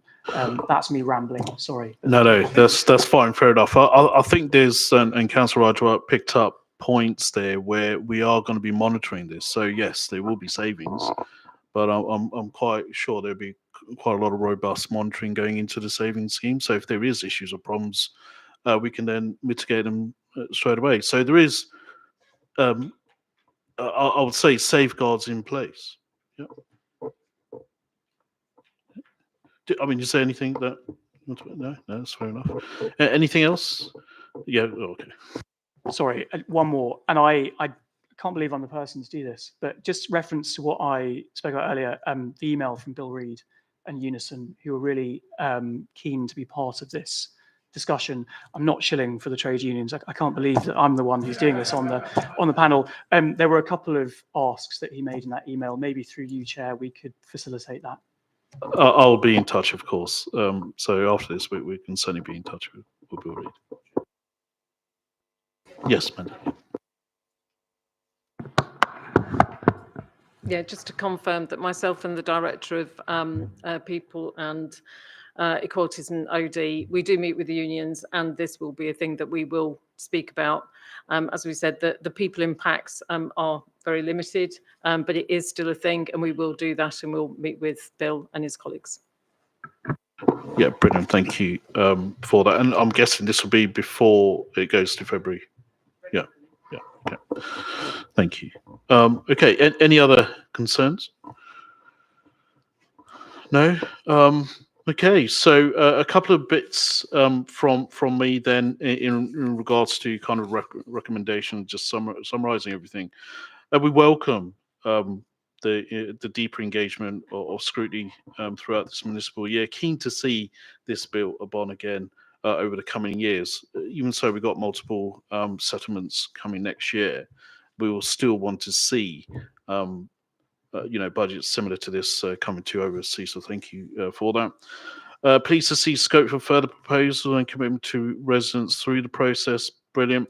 Maintain and replenish reserves. Important. So again, we've got plenty of time, I'm sure, to bring to next rounds of OSC some sort of plan of what we're going to do to replenish those reserves. And appropriate income support for council services. And of course, this will be sort of for all the cabinet to pursue this. As long as everyone in the committee is happy with that, are we all happy with the recommendations? Any others? Councillor Tack, yeah. It would be good if we can recommend an update over this savings plan and the next term of scrutiny, so that scrutiny knows the progress of this plan. So would you say, would committee say update with the savings with the same template? You're happy with the template? I think it's a very good template. Yeah, okay, here we go. Yeah, yeah, Councillor. If I may help, absolutely agree. From memory, Scrutiny normally receives an update on the One Hands of Financial Strategy late autumn. So as part of that, that will reflect a lot of what has been agreed at the budget anyway, and provide you with an update on that. And that'll be a good opportunity to provide you an update on some of the delivery plan stuff as well. So very happy to do that. Brilliant, thank you so much. So there you go. Yeah, we'll certainly have that in the recommendations as well. As long as everyone's happy, of course, this goes to the vote. Happy with the proposals? Yeah, thank you all. That's all passed. There we are. So thank you all very much for that. Of course, we do move to the next one, agenda item number 5, which is, of course, the climate action plan. Councillor Dunn, of course, you'll be here staying with us. All cabinet members, if they do wish to stay with us, can stay with us. But no, if not, I can understand. But then, yes, we do move to agenda item number 5. Just give a moment.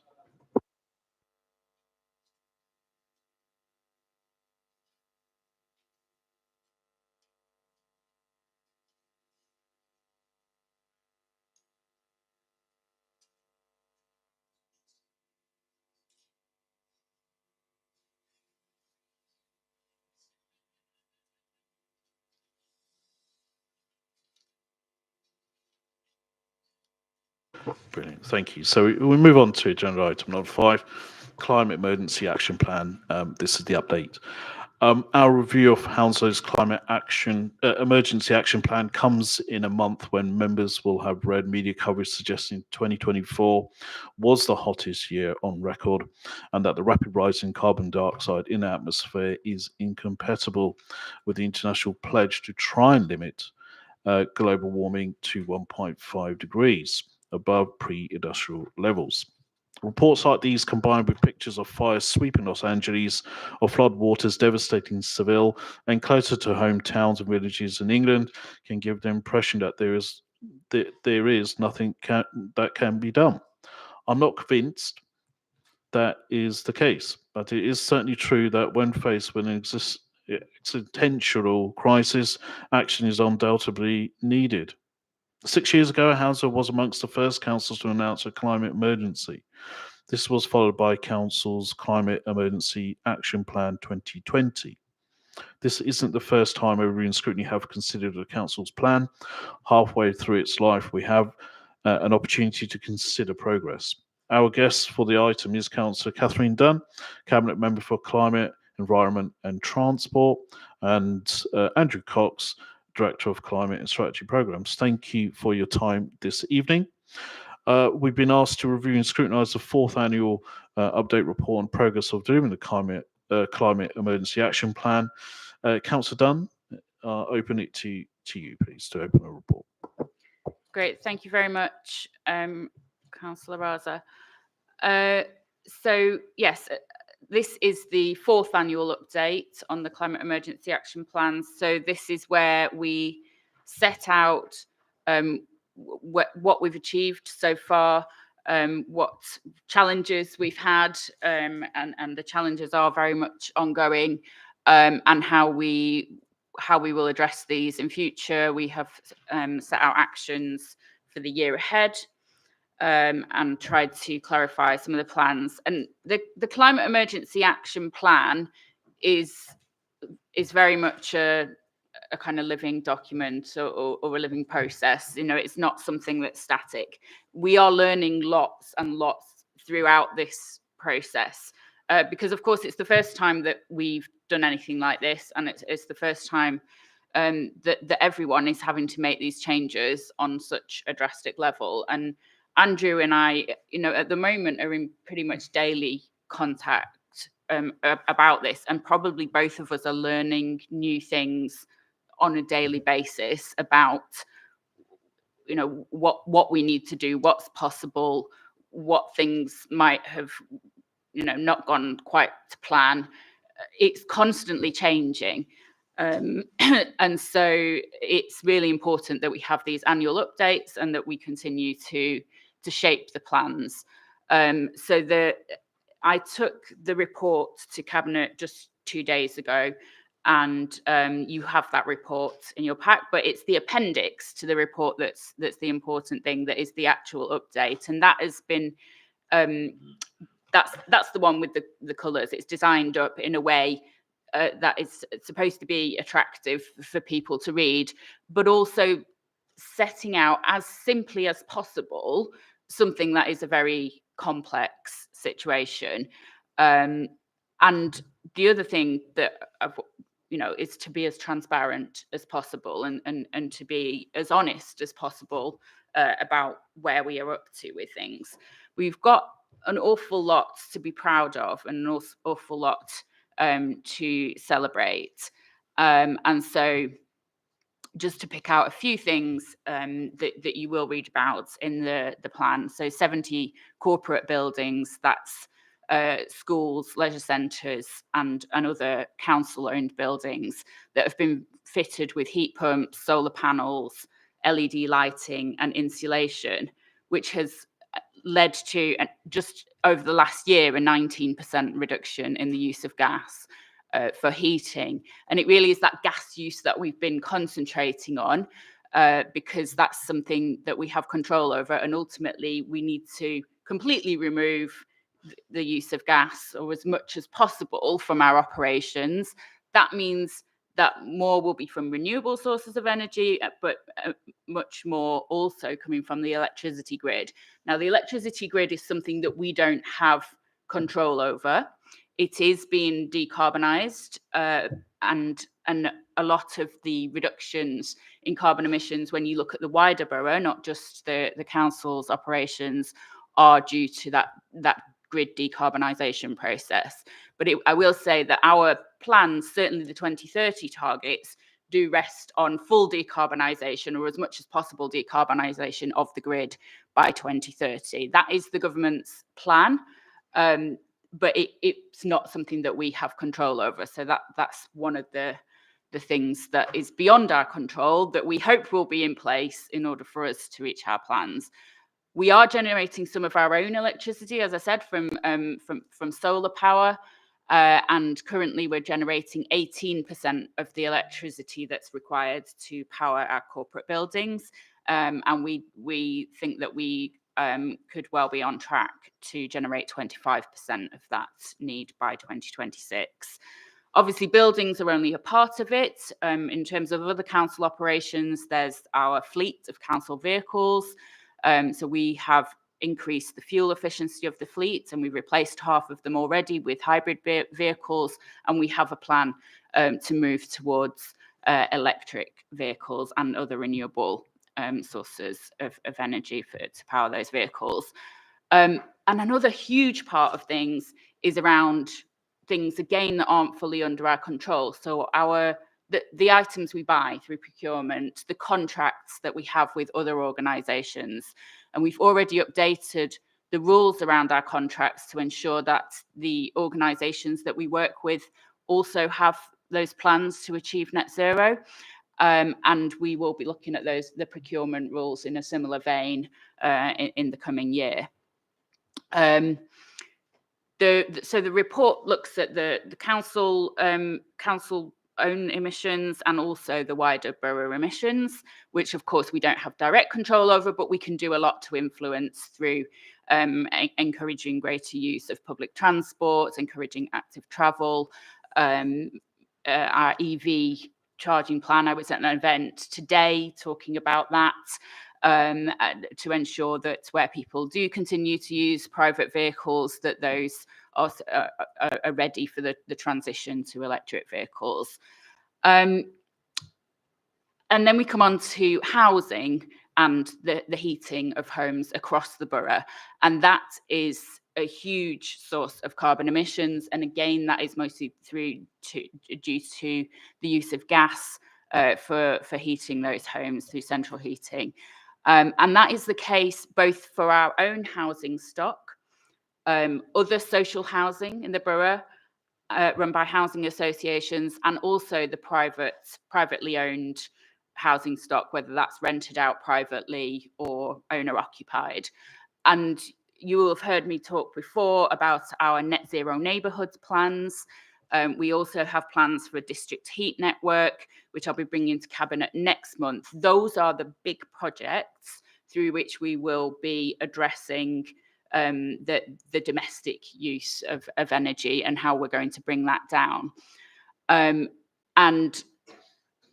will note that in the report, there is a recommendation that in terms of our council housing, that we remove that from the corporate energy target and we move that into the plans for the wider borough. And the reasons for that are because the mechanisms to address those are the same. And also, being honest, we are not going to decarbonise all of our housing stock by 2030. That is not achievable.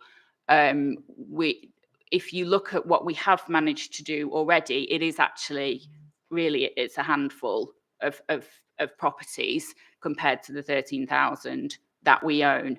And that is what we have been able to do through the grants that were available. We obviously, when setting our targets, hoped that there would be much greater grant money available, and also that we would have more money in our housing revenue account. We didn't know about all the financial difficulties we would face, and so that's why we simply cannot rely on grant funding to do it. We cannot say that will happen by 2030, but we are looking at these other plans to bring in that private investment to have a heat network that would be run in conjunction with the private sector. So again, it wouldn't require huge amounts of, well, there are big amounts of public money going into starting it up, but it would be privately run at no cost to the council eventually.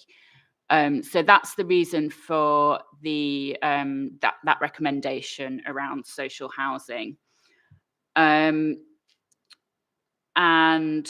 the other sort of key change was around the removal of the 50% reduction in carbon emissions by 2026. And again, obviously, that's disappointing that we realise we can't meet that target, but we are still focused on the 2030 target. It just means that we need to look again at our plans for that. How are we going to bring in the investment that's required for that? These were always very ambitious targets, and it's quite right that we set ourselves ambitious targets. And if we met every single target, I'd say we weren't setting ourselves tough enough targets.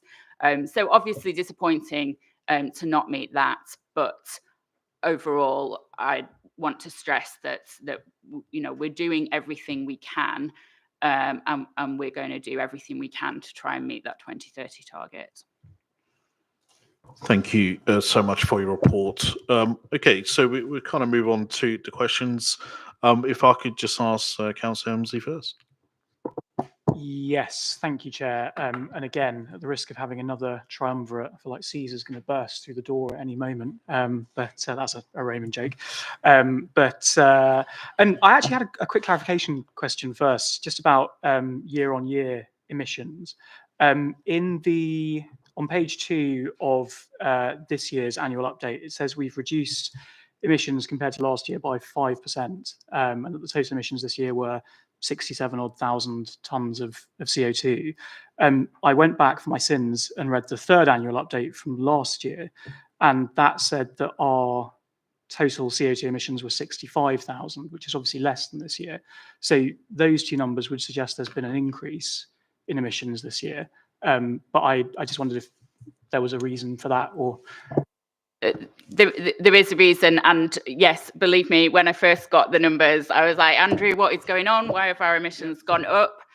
I'm not very happy about this. Our emissions haven't gone up. Unfortunately, the figure that we reported last year was our best possible calculation at the time. We have since received new information that suggests that that figure was not as good as unfortunately we reported last year. Yeah, just to add that is set out in section 4.8 of the covering report.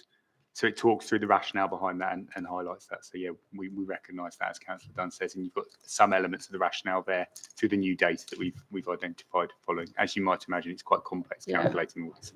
And just to add, I mean, this is one of the challenges that we face, is this constant kind of, we're constantly getting a better understanding of certain things. So our baseline calculation, you know, that has changed several times. There are still things we're not sure about, which makes it quite difficult to say definitively, you know, this year a 7% reduction, because there's still quite a bit that we're unsure about. But obviously we just try and do our best with the information that is available to us.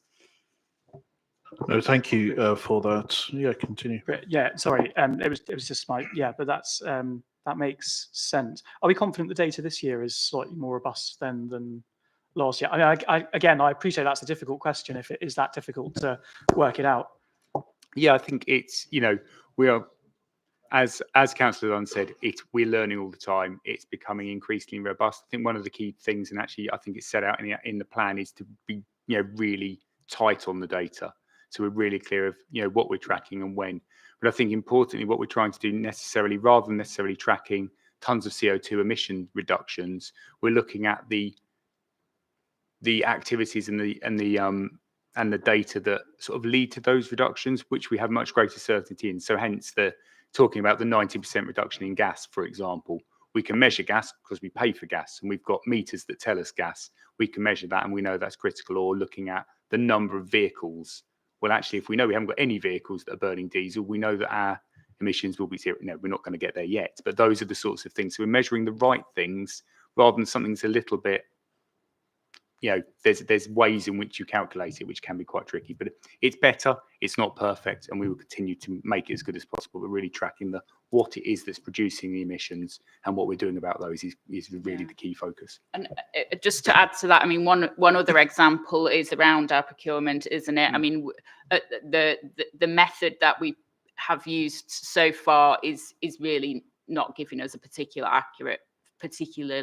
accurate figure, because I think it's just looking at spend.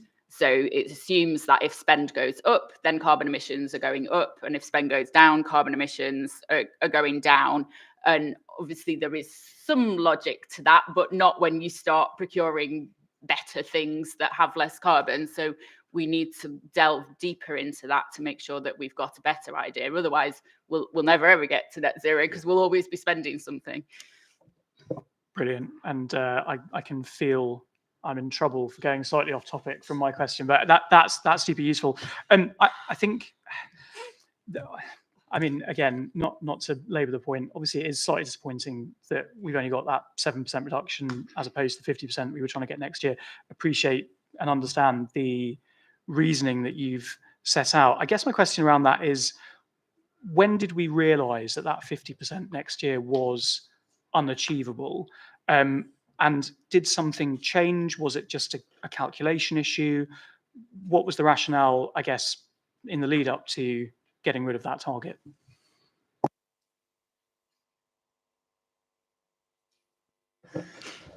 So I suppose through the work we've been doing, it's really being clear about the analysis behind that. And actually, when it was clear as we were going through the year of what we were able to do, what we've got funding for, and therefore how far we can get, we recognised that that was not going to be deliverable because there wasn't the pipeline of funding to deliver it. As it sets out, to get to net zero, we need about £100 million, give or take, and there'll be more detail to do that. Well, we know we haven't got £50 million worth of projects already funded and running and going, so it's very clear that we can't deliver that, and that's the rationale behind that. I think the key thing we set out here is addressing that, is that net zero investment plan that we set out. So actually, so that this year, we know we're not delivering many projects, particularly around corporate building decarbonisation, because we haven't got the funding. So how do we really understand that, and how do we bring together the blended finance sources from grants, potentially from our own general fund investment, because we can do that, or from other sources to enable us to create that pipeline of projects over the sort of the remaining 4 or 5 years of the term, with funding known, funding sources known, actuals known of what we need to spend, so we can create that really clear pipeline and that plan that enables us to do it. And that hasn't been in place, and that's what we've got to put in place to be delivered. It's not going to be simple, but that's I suppose that's the ambition we've set ourselves over the next year. And then from the macro to the micro, and then I promise I will hand back the mic, because I can feel the eyes sort of coming on me. Yeah, macro to micro. So investment obviously so important for meeting any of these targets, really. And I guess looking around the borough, there's been obviously lots of money invested in decarbonising corporate buildings owned by the council. One of those was the Brentford Fountain Leisure Centre.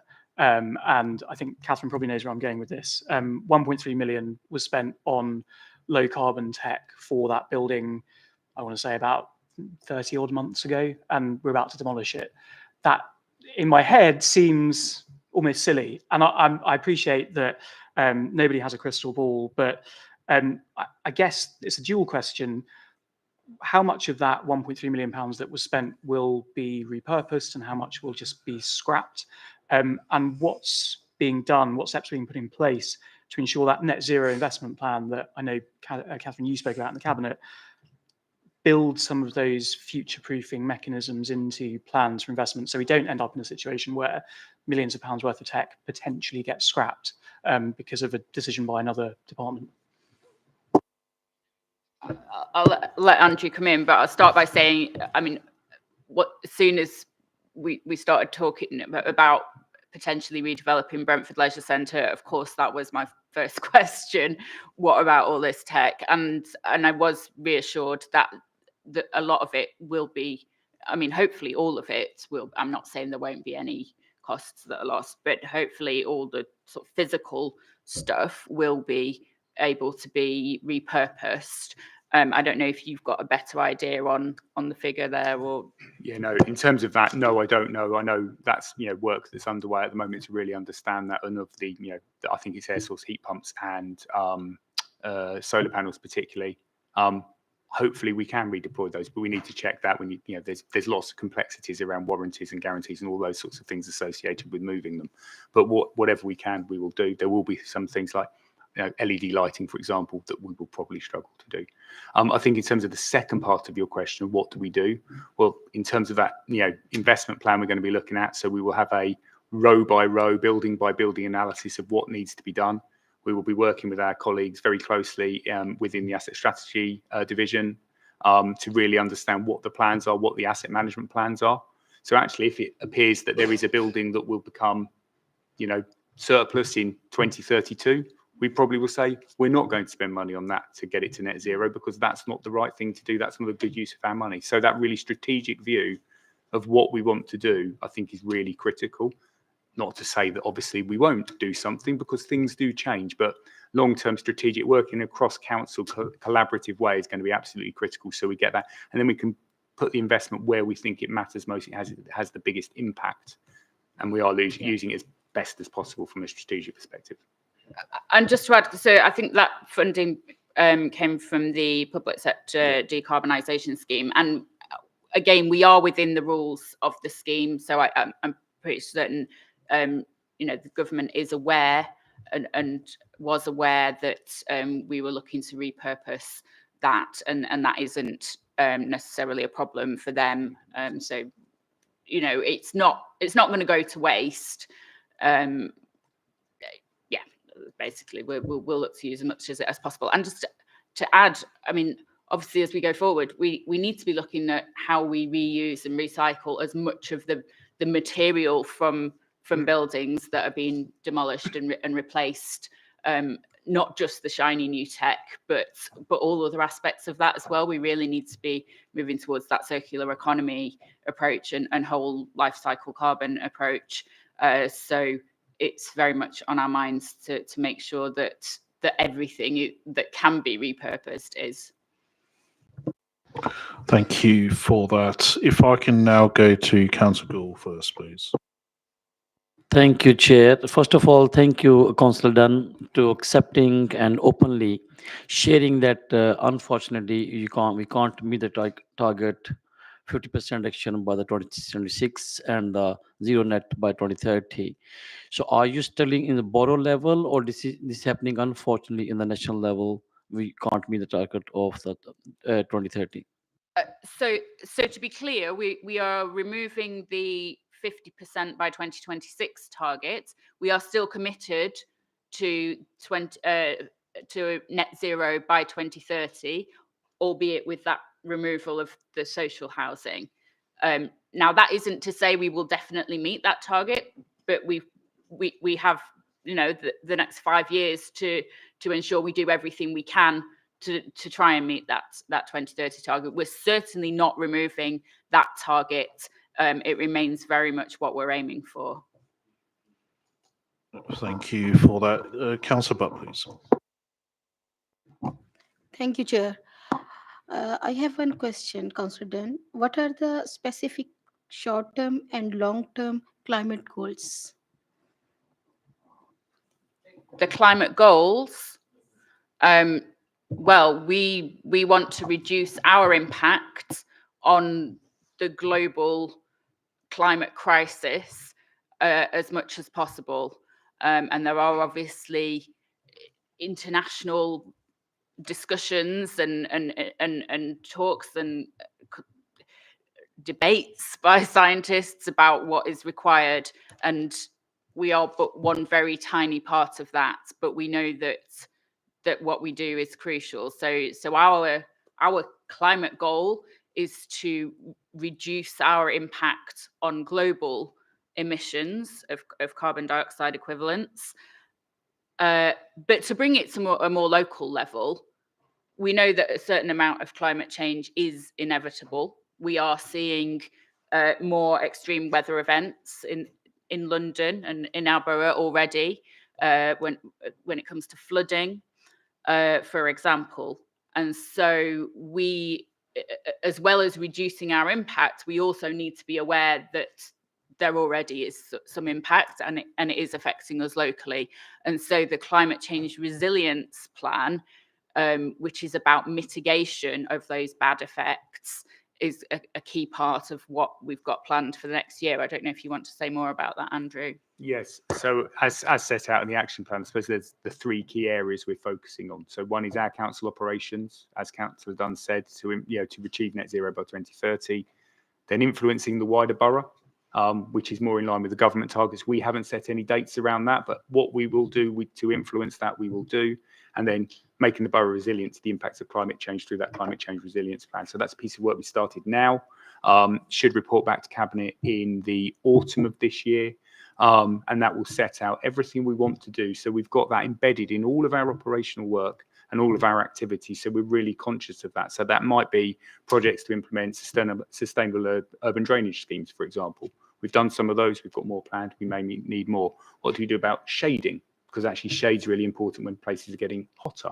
Or how do we think about other council services and operations and what we commission or how we deliver in the context of a changing climate? And that's really critical so that we can continue to thrive, I suppose, as a council and as a society as the climate changes. Thank you. Councillor Mia, please. Yeah, my question to Councillor Dunn. As you just mentioned, 50% emission reduction target is disappointing, but yet you remain very optimistic to achieve net zero by 2030. What is our current position and what measures are being taken to ensure we meet the zero rate? I mean, I wouldn't say I'm very optimistic, but I am determined to do what we can to try and meet that target. So what our current position is as set out in the report, to the best of our knowledge, based on the calculations we've been able to do. We have seen a 7% reduction in carbon emissions since 2019, with those caveats in place that we don't know fully the full accuracy of the baseline, and so on. but the report also sets out, you know, what we have achieved. So in terms of actions, so those 70 buildings that I mentioned, that's a combination of schools, leisure centres and other corporate buildings that have been fitted out with new technology and with insulation to make them more energy efficient. We have started to replace our fleet to make sure there are less carbon emissions coming out of that. Various other areas of council activity, and then there's that wider borough piece. And on the wider borough, that's, I mean, the main two things there are the housing piece, and that's where our plans for the net zero neighbourhoods and the district heat network come in, and also transport. Transport is a big emitter of carbon emissions, and again, it's something we seek to influence through encouraging the use of cleaner vehicles through public transport and pressing for cleaner public transport, of course, but also enabling more people to use public transport through programmes like the Access for All that we've helped to fund part of, say, the lifts at Isleworth Station and other stations across the borough. We've done an audit of all the stations, so we know what needs to be done, and we'll be pressing Transport for London, we'll be pressing Network Rail to make those changes so that more people can use public transport. That means they use their cars less. We are developing a public transport plan over the next year. You will all know through the transport consultation that bus use came up from our residents as something that's really important to people in this borough, and they're not fully satisfied at the moment with the service they get through buses. So we need to put that pressure on and work with TfL to improve bus services so that more people can use buses and therefore not use their cars so much. And of course, well, the buses are increasingly electric buses, which again is good for carbon emissions. It's good for the air quality in the borough. So there's all those things that are happening. It's a lot of work. So kindly generating energy for our corporate buildings and schools, etc. But when we planning to extend this initiative to benefit our resident? Yeah, so that's really the net zero neighbourhoods approach and the heat network. And I mean, residents are already seeing some of the benefits, you know, through public buildings that they use. They use our libraries, they use our leisure centres. But I think you're talking about private homes or where people live. Yes, so that really needs that big approach. So just to recap on the net zero neighbourhoods, because we know that most homeowners, like we can't afford to, you know, to retrofit our council housing. Most homeowners can't afford to do their own homes because it is so expensive. And of course, there are government grants and things that are available. So part of our work is informing people about those grants, helping them to apply for them. We've done analysis of which areas have the poorer quality housing, where the people will benefit most from those improvements. But we've also identified that it's going to need a lot of money coming in beyond what's available from the government, and so we're looking to work with the private sector to leverage that private investment. So we had a big showcase day in November in Feltham with lots of investors there. Now we're still at very early stages of that, but the idea is that we bring that private investment in, and that will pay for renovation of people's homes with a you know, a payback mechanism long term. But people will save. They'll save on their energy bills. They'll benefit from warmer homes. But it's a huge and very different undertaking to anything we've done so far. So as in terms of the private sector funding Councillor Dunn's talking about, it wouldn't be grant funding.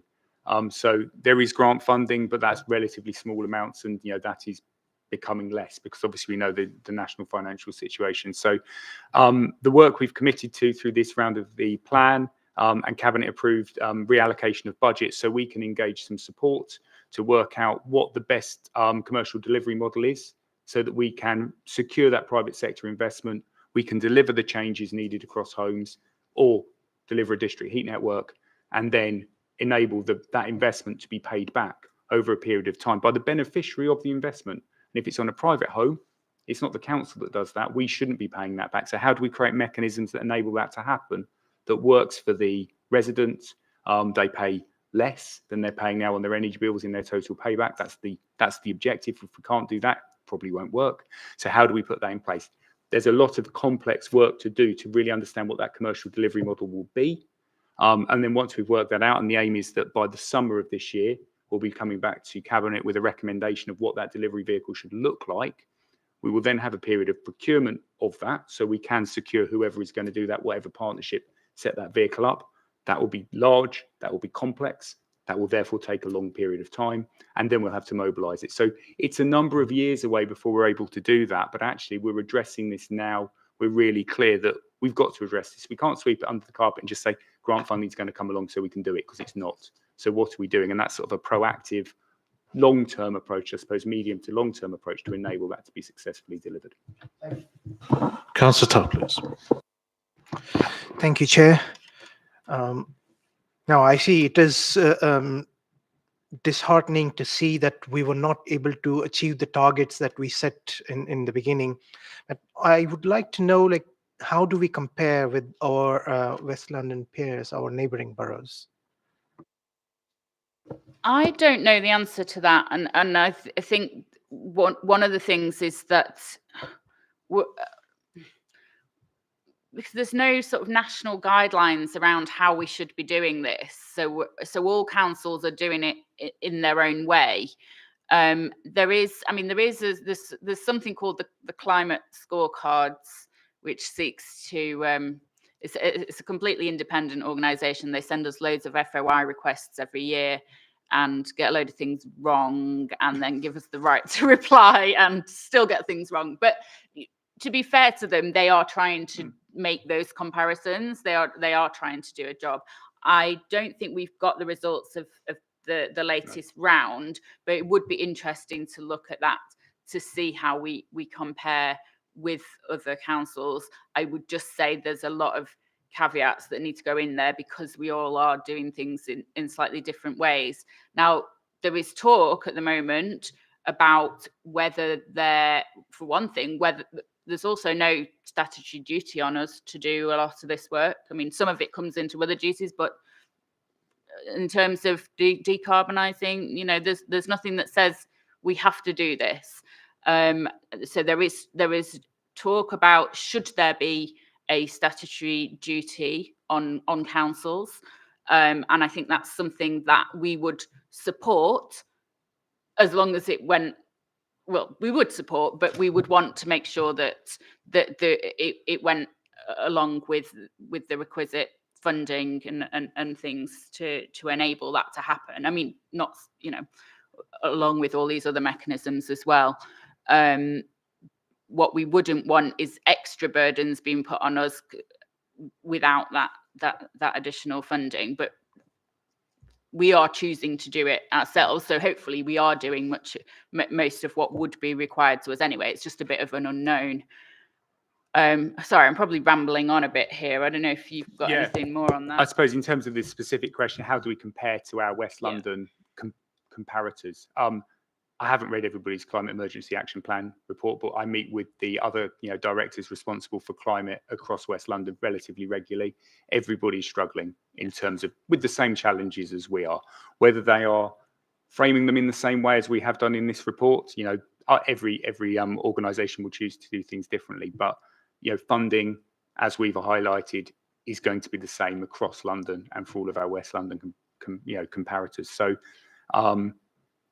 I don't think we're out of kilter. I don't think us saying we're not going to do this is any different to the the majority of others. We're all in different places.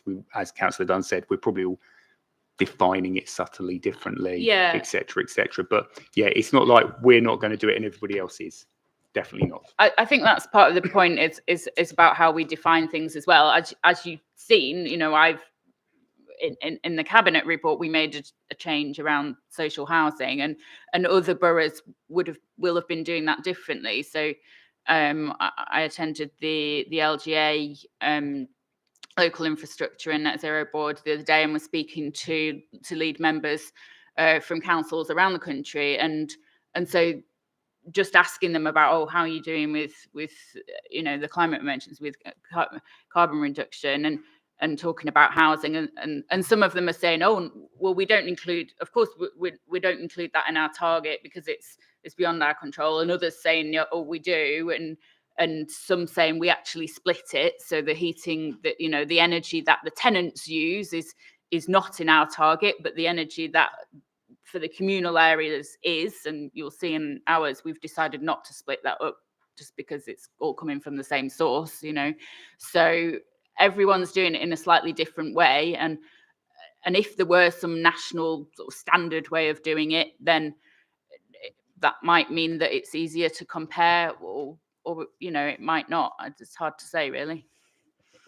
Thank you for that. I'm going to quickly skip on just for time purposes to a couple of questions I want to just raise here.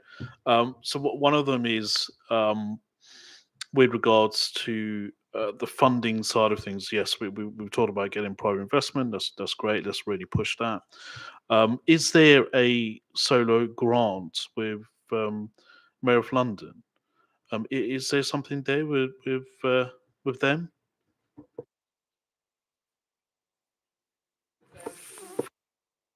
For solar panels. For solar panels, I'm not aware of a specific one. Yeah, I suppose what I'd say is we are exploring every time we are made aware of any grants from anybody. We assess the eligibility. Have we got work that's eligible for that? And if relevant, if we do, we will be putting applications in. And that's a really clear commitment within here. We will apply for any grant funding for which we are eligible, and we're always on the lookout for that. Thank you. I think it's I think it's for individuals, but you can certainly have that. Yeah, there is Some something sort of there. program for If we can try and individuals, tap into that, that'd be really good, because then we can give that information to our residents if they want to do this. So do sort of look into that. The other thing is, what do we know? Again, it's probably early days, but for GB Energy, is there any collaboration going on here? I think we don't know very much at the moment. I think the government's still developing its plans around that, but we certainly hope to find out more and be at the heart of whatever's happening, and hope that will bring benefits for us as a borough. Thank you. The other thing is that we do have some EV charging points, and it's great that we do have it within the borough. Now, these are privately funded, i.e., from companies, but they're never working, or it just doesn't work. Is there something we can do to kind of push those companies who are putting their EV chargers around the borough to make sure they actually work? So there's different types of EV charge points that are around the borough. So some of them are on our land, or they're used council assets, for example, lamp posts. So you've probably all seen the ones in residential areas that are kind of retrofitted into lamp posts. There are also like private charging hubs. So there's a big one in Syon Park now at the Hilton. That's all privately owned. It's private land. It's nothing to do with us really, but we are very pleased that it is there. It adds to the infrastructure. And then there are also fast and rapid chargers on council roads. And so we have about 400 at the moment in the borough of ones that were implemented. So they're implemented by private companies, but with our agreement, obviously. And it had so there's two main things: the sort of the fast and rapid ones, which are placed at sort of more like transport hubs or town centres, and then the ones retrofitted into lampposts.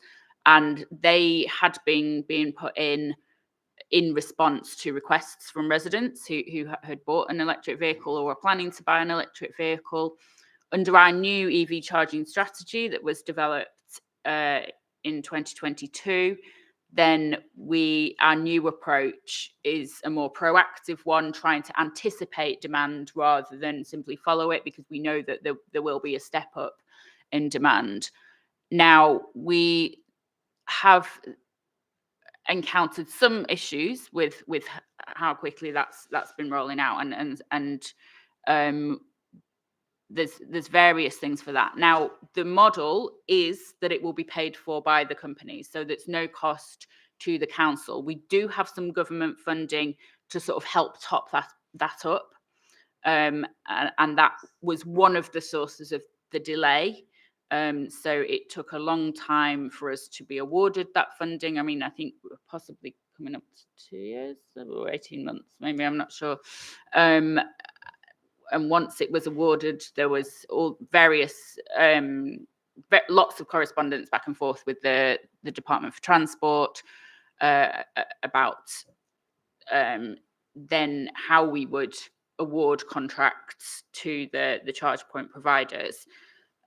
We also, of course, have our PFI with Hounslow Highways, which adds an extra layer of complication into it, because just, naturally, if someone's going to be putting in new electronics into something that Hounslow Highways is going to be looking after, then we need to make sure that the contract for maintenance takes account of, who's going to do it. Is it Hounslow Highways? Is it the charge point operator?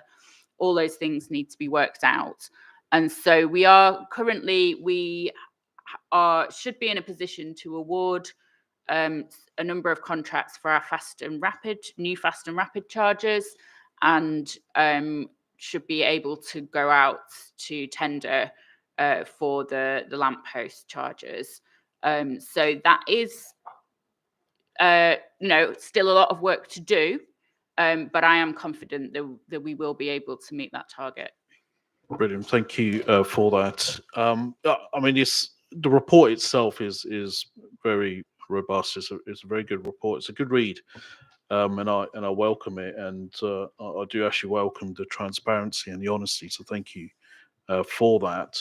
I'm going to move straight to recommendations here, but no, go on, Councillor Yates. A quick question. So as we move from fossil fuels to renewable energy, there's obviously going to be a massive demand for electricity. So you're replacing gas hobs with electric hobs. How are we going to cope with that? How's the National Grid going to cope? Do we have a plan? It's a good point. I think, and especially because it's often talked about how we do have a particular issue in West London with the grid capacity. So it's not that we don't have the electricity in the grid, but it's about the connections and the capacity to get the electricity to the new developments, to the new charge points, to everything that needs it. That is being worked on at a West London level. We have, I wrote to Ed Miliband about it. The government is aware that there is a particular problem there. So there are people working on that. As for the grid itself, obviously that goes along with GB Energy and making sure that transition is happening from fossil fuels to renewable sources. Do you want to add anything? Or no, I suppose we, as Councillor Dunn said, we're working where we can to influence the network operator, but that's where insulation is going to be key, because actually if you insulate your home, it needs less energy to heat it. So actually that's why it's really key, particularly with air source heat pumps, that we are insulating as well, and that full retrofit, because that enables you to use less energy in your home to stay warmer for longer. Therefore, you need to actually draw less. Without that, the demands and actually air source heat pumps will struggle to actually deliver the heat you need. So that's really critical, which is why it's a package of measures. So the district heat network is actually quite interesting because it can heat it hotter.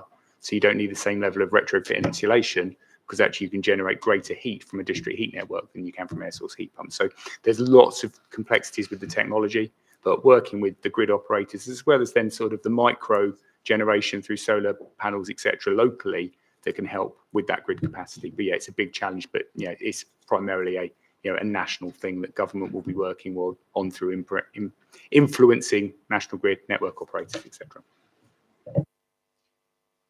Thank you for that. Okay, so we're going to move to recommendations so pretty much straight away. So firstly, yeah, we the committee does welcome the transparency and honesty, as I was mentioning this. So thank you for that. To continue to acknowledge a role of others responding to climate emergency, important to work with our private sector to secure funding and work with citizens to encourage the right behaviours. Very important that people know that they should do this. So behaviours are one of those key elements there, and pursue all sort of appropriate grant funds that can support our ambition. So do sort of look into that. I mean, that is all I have so far with recommendations. I know the team will be back with OSC with updates. Is there any other recommendations from any other committee member? Councillor Emsey. Yeah, and you hit the nail on the head about updates coming later. I guess a request for what those updates could be. One, when the net zero investment plan is finalised, we'd love to have a look at that. Obviously, I'm sure it's going to be as riveting a read as this report. And the other thing, Andrew, I found the point about the data collection changes 4.8.4. Again, would love to see that when that's finalised, to see what changes being made to how data is collected and the robustness of the data that's being used as benchmarks. And then maybe one generally, maybe not one for both of you, but Brentford Fountain Leisure Centre, we touched on it. When that proposal comes forward for what happens on that site, I'd love to have a look at what happens to that climate tech that we mentioned earlier as well. Yeah, no, that's good. We'll do that as recommendations. Everyone in favour? Thank you very much. Yeah, that's all passed. Thank you so much to Councillor Dunn and Andrew for being here and bringing your time here as well. This is a very important piece of work, and it does affect all cabinet members, especially in the housing side of things as well. And I'm not sure if we've sort of touched base with housing as well from the scrutiny point of view, because they are doing a lot of work on flood resilience. So it could be, let's try and bash some ideas. Let's try and work to mitigate the issues in London Borough Housing. But thank you so much. There we are. You're more than welcome to stay for the next item, or that is it. Okay. All right, we'll go for the next item. So this is agenda item number 6, update from scrutiny panels and Northwest London Joint Health Overview and Scrutiny Committee. Members of the committee will know we have 3 scrutiny panels working across the municipal year. Councillor Sidhu, can you provide an update, please? The panel is well underway with a deep dive into the relationship between a childhood disadvantage and school engagement. We have conducted 3 site visits across the borough, speaking to head teachers, school staff and school attendance support officer about the trends that they have seen in the attendance and engagements at a primary level. Our next meeting will take place on Monday the 27th of January. We will involve a presentation from Place to Be around the services that provide to parents in the area. Going forward, we will be consolidating our findings before the workshop recommendations in March. Thank you for that. Councillor Gould, please, your update. Thank you, Chair. Being a chair of panel, I would like to share updates. The panel so far have 3 meetings. The last meeting took place on the 16th of Jan. The panel now have full complement of members and had a good attendance at each meeting. Since the first meeting, the panel has been working on its deep dive area of work, which relate to the commissioning and contact management for the adult and social care. At the second meeting of panel, representative from the joint commissioning team provided an overview of how London Borough of Hounslow carries out its work. The third meeting had a further presentation of the use of the data and the further projections, as well as a short presentation on work in other local authorities, which was delivered by the member of the policy team. The panel is preparing for its final meeting, which will be develop recommendation. Member have expressed their desire to visit the site and which is planning to ongoing. And the panel has been well attended by the senior officers from adult social care services throughout, and their input has been invaluable in the work of the panel. And our final meeting will take place on the 11th of January, and we'll do the final recommendations. Thank you. Thank you for that, Councillor Gill. Councillor Nagra, please. Thank you, Chair. As being a chair of Housing and Environment Scrutiny Panel, I'll just give the updates. The second meeting of the Housing and Environment Panel took place on Wednesday, 6th of November last year. The Council Head of Resilience and Contingency Planning delivered a wide-ranging presentation regarding flood risk management in Hounslow. The meeting was also attended by representatives of the Thames Landscape Strategy, and members of the panel discussed plans for the next panel meeting. On Friday, 17th January 2025, members of the panel took part in a site visit to Brentford, where they met the local residents to discuss local flood resilience issues. This included the sufficiency of the Thames flood defences in Brentford and the poor management of the canal in Brentford by the Canal and River Trust. At the next panel meeting, panel members will discuss plans for further community engagement elsewhere in the borough. The next panel meeting will take place on Tuesday, 20th of January 2025, and will be attended by representatives for Thames Water, who will provide information regarding their sewer management locally and how this relates to the risk of sewer flooding in Hounslow. Council officers will also deliver written updates from Hounslow Highways and the Environment Agency regarding the work that those organizations do that address flood risk in Hounslow. The final meeting of this panel is going to be attended, will take place on Tuesday, 18th of March. Thank you, Chair. Thank you, Councillor Raza. Councillor Nagra, do you have an update for Josh? Josh, yes, Chair, we have been attending the meeting on December first week, and meeting is going very well. Is the different boroughs, the officers met that, and we discussed about the performance of ambulance campaign and health and safety. And the next meeting is going to be in the March, first week of that. Thank you. Brilliant, thank you for that. And of course, if committee members want more information, I'm sure you can reach out to those chairs there. Okay, so we do sort of move on to now agenda item number 7. This is the forward plan. So moving on to the forward plan sets out information about discussions the council intends to make over the coming weeks. The committee can now review the council's forward plan and consider if there's decisions it will bring to future meetings of OSC. Having reviewed the forward plan and the topics, would you like to consider, if any? I'll ask officers to investigate how these might be brought back to the committee. Yep. That was me. Yes, thank you, Chair. A sort of a question, I guess. When we first had this discussion in September, we wanted to bring the street cleansing proposals to OSC after they'd been to Cabinet. We were initially told they'd go to Cabinet in November. We were then told they'd go to Cabinet in December. They didn't, and now they've disappeared from the forward plan. So I suppose my question or my ask is, we were going to investigate this in OSC. It didn't get proposed. It just sort of disappeared into the ether. Could we find out what happened to it? Yeah, absolutely. So we'll note it and find out what happened to it. Perfect. I'm not quite sure I heard what Councillor Elmsley said, so I don't know if you did.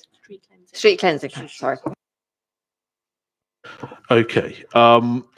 Any others? I think we're okay. We're quite good on this one. We move on to agenda item number 8, which is the work program. We now turn to the work program. Of course, we delivered it through the middle of last year. Is there anything that committee members think that we should replace for what we got at the moment? Should we add something else, or are we happy with the work program as it is? No. Brilliant. Thank you. Okay. The next item, agenda item number 9, any urgent business? There's nothing on my sheet at the moment. And then agenda item number 10, which is the next meeting, which will be the 4th of April of 2025. And that brings the meeting to a close. So thank you all very much for being here tonight. Thank you, Chair. Thank you, all Thank you. officers. Cheers. Bye-bye.